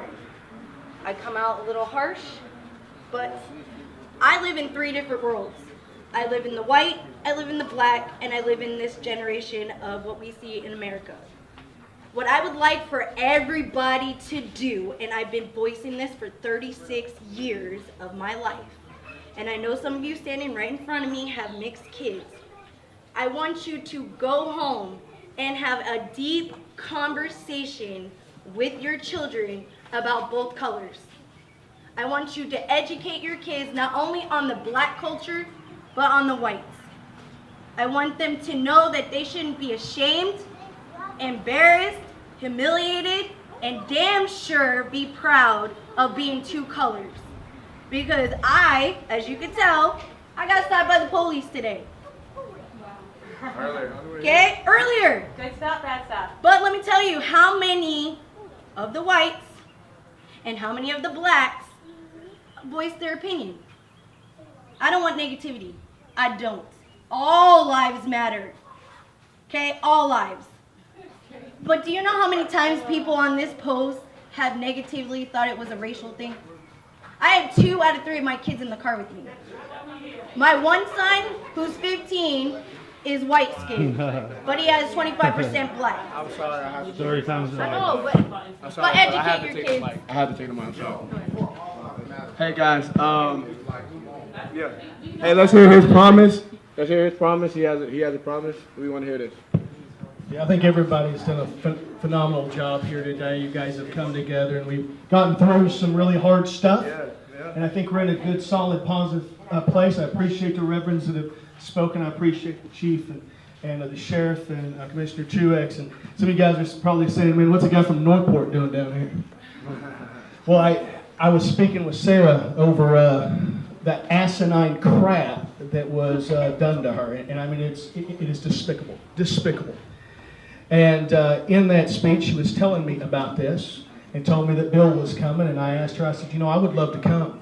And I asked Bill, you know, because I knew he was meeting with you guys ahead of time. And I said, can I come be a part of that? Because Northport has a long history with Port Charlotte. We were Northport Charlotte was who we were. You know, we have more history with Port Charlotte really than we do with Sarasota, North Sarasota County. You know, so our boundaries run together. I'm a rock throw away. I mean, I live as close to the boundary as I can. And so when I spoke to him, I told him that I wanted to be here because I want to be a part of this, because what happens here is going to bleed into my community. I mean, you're from Northport High, right? It's going to bleed into my community, and we want the same amount of love there as what I'm seeing here today, and I appreciate you guys for that. And my commitment to you was before most of you all got here, and I gave you my number, and that's because I want you guys to call me, and I also want to get your numbers too, because I think that might be good for me to do. But because we're going to sit down, I told my city manager I was coming. I told my chief of police that we were coming, Todd Garrison, and I want to get together next week with a phone call to begin a conversation. A phone call to set up a meeting so we can all come together. And I've given out several cards, and man, I would love if every one of those cards attended, and because I think it'll make a difference. Because I want to look at what we do, and I want to look at what regulations or ordinances we can put into effect that we are bound to in order to help.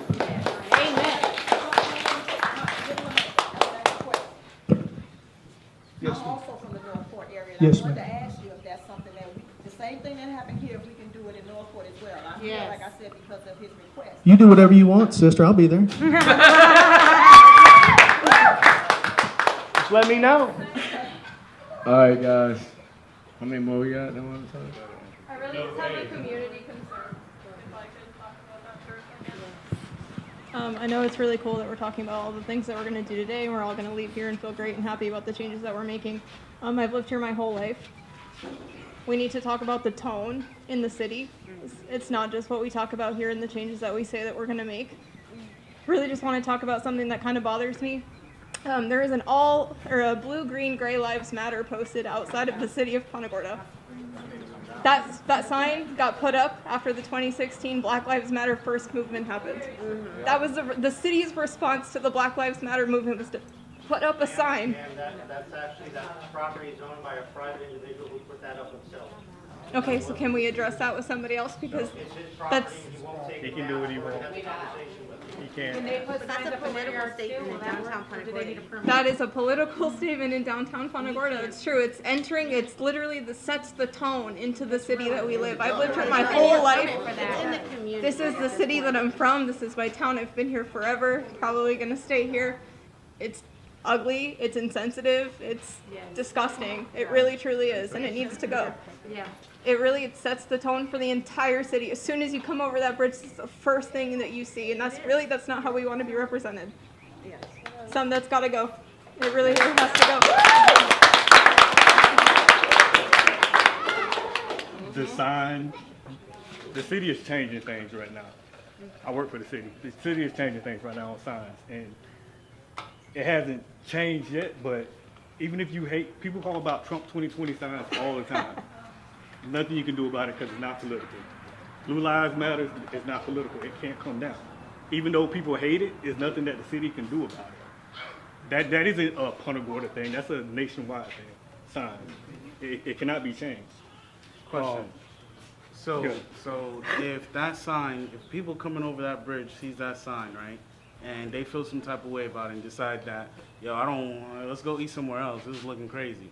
So now these businesses are going to lose money because they see the sign, and people are like, they don't feel comfortable coming over the bridge because they see that sign. But they can't do nothing about it. But the minute you start losing money and less people want to come into Punta Gorda because they don't feel welcome now. Or they feel like, okay, well, but like I said, so you're not gonna do nothing about it. I'm not advocating for the sign. I'm just telling you, any sign can offend anybody. Yeah. Your Black Lives Matter sign can offend somebody. The Trump 2020 signs, Biden got signs up, but we get 3-4 emails exactly. Just like people we can do put this. whatever they want. They can put FU on it. They can put whatever. I'm dead serious. You're laughing, but that's just what it is. The sign is, you can't do anything about the sign. But I wanted to say thank you. Thank y'all for having this. I'm glad that y'all had this. I was thinking about doing something, but actually, like seeing everything that was happening over the nation, I was scared. Amen. Not scared, but worried. Yes, amen. Anxiety, thank you. Amen. No, I'm not scared. No, not scared, worried, cautious, not scared. It don't matter. But yeah, I was worried about that. When I walked up, it was like 4:40. I was kind of nervous, listening to the conversation back and forth, wondering where this was gonna go. But after a while, it kind of died down, and it was good. And I think, like I said, I work for the city, so I know a couple of the officers here. I know them. I know the city manager. I wanted to say I'm glad that we're doing this. I was thinking earlier, when you get sick with the flu, something like that, to give you a Z-Pack, right? You gotta take that Z-Pack at 7 in the morning before breakfast. You gotta take it again at 7 p.m. after dinner. This is the same thing. Right. We can't just stop here. Right. Meetings, all the stuff y'all was just talking about, they gotta happen. Just like that Z-Pack. Oh, it's feeling better, things are getting better. Stop taking your Z-Pack? No, you gotta keep taking it till you finish it. Right. So that's what we need to do. If y'all need me, bro, you should have called me, text me, something. And on the complaints thing, if they not listening, take down everybody's phone number here. Yeah. Show up at the police station. Amen. I'll show up with you. I'll show up. That's all I got to say. We're going to have everybody re-sign. We're going to have everybody re-sign so you can get your numbers. We only got Everybody sign. Everybody sign. Please don't leave without signing, guys. Re-sign. Someone else start a Facebook page. I want to say something, guys. I don't know if a lot of you guys know this, but the original location was supposed to be Quesada. I was actually informed by some friends of mine that were involved in law enforcement that you guys are going to shut it down ASAP as soon as it started. I'm not sure which department it was, which office it was, you know, but that's why, you know, within 24 hours we had somewhere to come voice, okay? So we got to stick together. You hear me? 24 hours, 48 hours, everybody here. That's all we got to do. People, officers, everybody. They came. Amen. Let's do something about this. Let's actually do something about this. Be proactive, guys. We gotta break the cycle in order to fix the problem. I think we got one more person that wants to speak, and we're done. But hey, hold on. I do want to say something else too. Where's Sheldon at? Oh, yeah. Sheldon. Yeah. This is the only brother out of everybody here. I love all y'all, but this is the only brother out of everybody here that texted me and said, "Hey, bro, you need something? You want me to bring something? What I gotta do?" Everybody should be doing that. We all a family. We all a family. This ain't nothing but a family get together. Literally, like, it doesn't matter who you arguing with, who you don't like, who you not friends with. If grandma called that family meeting, your ass better be there. That's it. Come on, y'all. Let's get together with this, man. Everybody should be trying to throw in. I'm kind of upset. All that pizza sitting on the table and ain't nobody touched it. Golly. Hey, we finna close out in a prayer. And if y'all want to relax still and eat and drink and stuff, y'all go ahead, you know, enjoy it. This is family time, y'all. This family time now. Hold on. Hold on. Miss Laura Charles, you want to speak? Miss Charles. Miss Charles. Hi, my name is Laura Charles. I just have a question for you guys. You were saying that they shut it down in Quesada, but isn't it the sheriff's office that monitors the city? They don't have a police department in Port Charlotte. Yeah, Quesada is in my jurisdiction. Right. I don't know what you're talking about. Yeah. They don't monitor that? Who monitors it? Who shut you down? Oh, I'm not. Y'all think I'm gonna tell on my inside thing? Hold on, I'm trying to figure out what's going on here.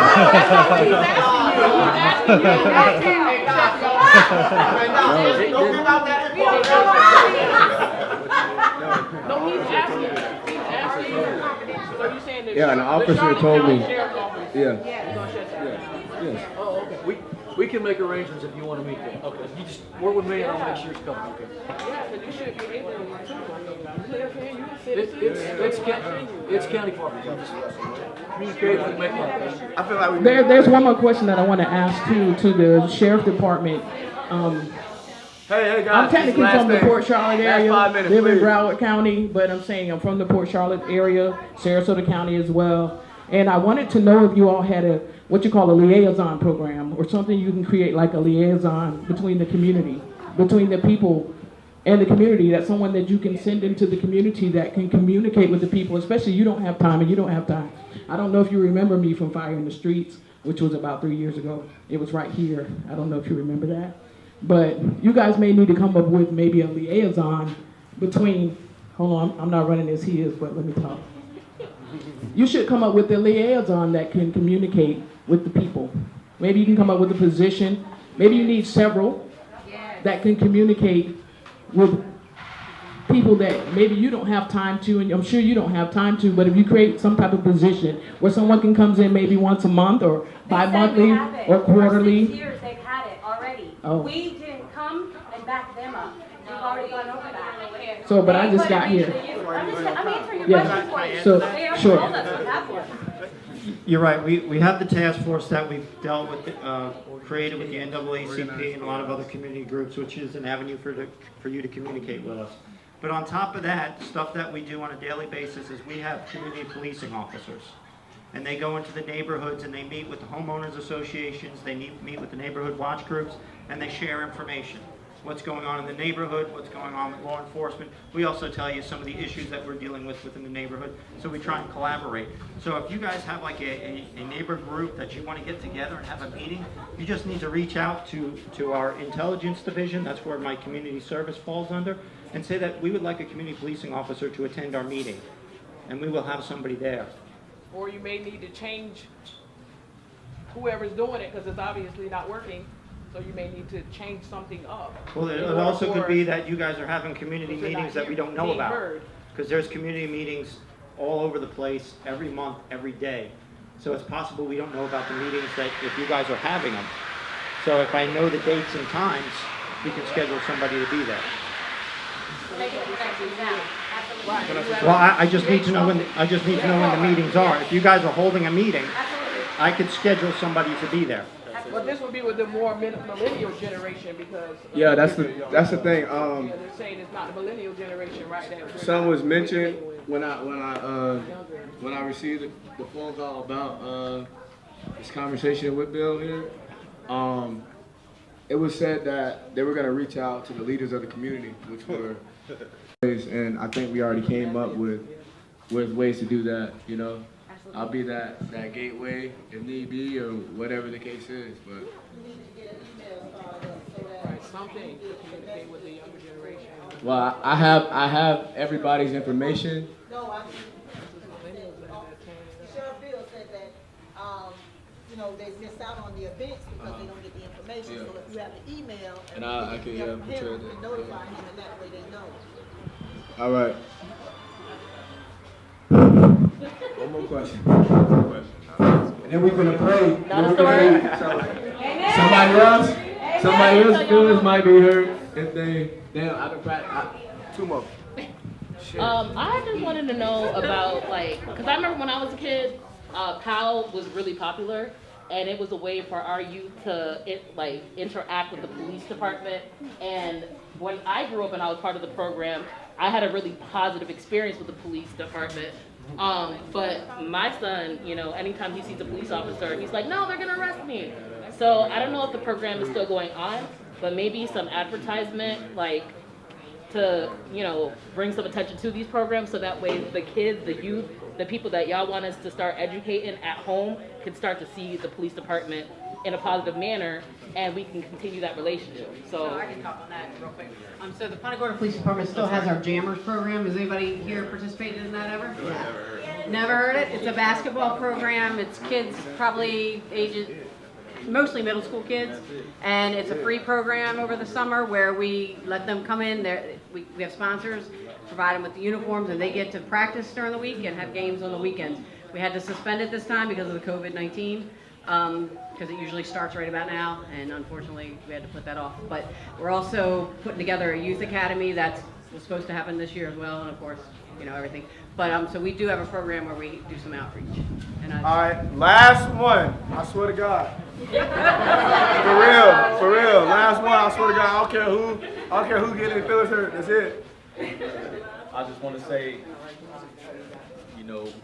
sometimes we need to, work on how we react when we feel disrespected. Press forward, keep pushing. Sarah, in your case, documentation is everything. Document it. In the community, we close knit. We'll get behind you. Amen. We'll get behind you. Also, guys, invest in yourself. Invest in yourself. It's scary sitting here listening to everybody talk and hear that there's no cameras from Tampa down south. That's scary. Invest. Put cameras on your car. Protect yourself. Put cameras on your car. Invest in yourself. Invest in yourself. Invest in yourself.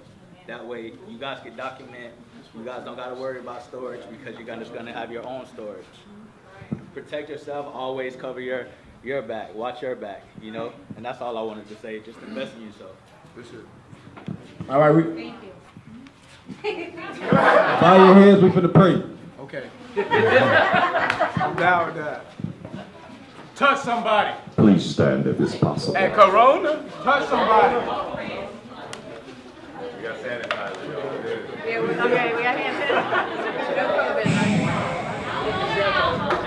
Let us pray. Let us pray.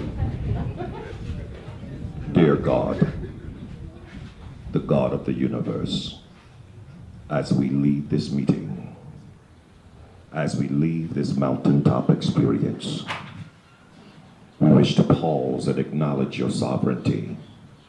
You are the God of this community, this county, this city. You're the God of the state. You're the God of the universe. It is in you that we live, we move, and have our being.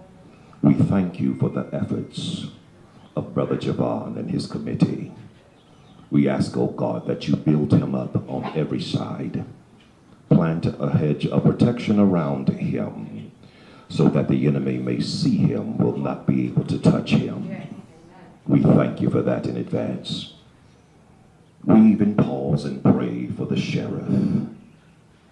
We ask that you empower him, endow him with the wisdom, the knowledge, the understanding to exemplify that which is expected of you and the people he is to protect. Keep him protected. We pray this prayer even for his entire family and for every deputy that serve at the agency of this county sheriff's department. We pray for the chief of the police department of Punta Gorda. We pray, oh God, the same for her and every single one of her constituents. We thank you now in advance. We thank you now for raising our level of consciousness, our level of awareness, to understand that it takes all of us, oh God, to cause this change to take place and to change the trajectory of our futures. We pray now that when we meet again, we will have good reports. We will have exciting news, no bad news to bring, no sad songs to sing. We even pause now and pray for the family of George Floyd, Breonna Taylor, even Ahmaud. Oh God, we pray for their families. Console them, comfort them, and even the unknown that has suffered terrible deaths. We pray for those families. And now, oh God, as we prepare to feast together, as we prepare to further personal dialogues among each other, we pray now, oh God, that you will bless the food that we are about to partake of as we receive it with the spirit of unity, the spirit of strength, and the spirit of love. This we pray. Every heart say amen. Amen. Hey, I appreciate y'all coming out. I appreciate y'all staying calm. I appreciate the progress, y'all. Thank you. Thank you. Hey, Sheriff County, this is Sheriff County COPWATCH. I am using any video here with under fair use if you have criticism, reporting, teaching, etc. And please donate. I do not make money from YouTube. And there are different ways to donate in the video links. Thanks.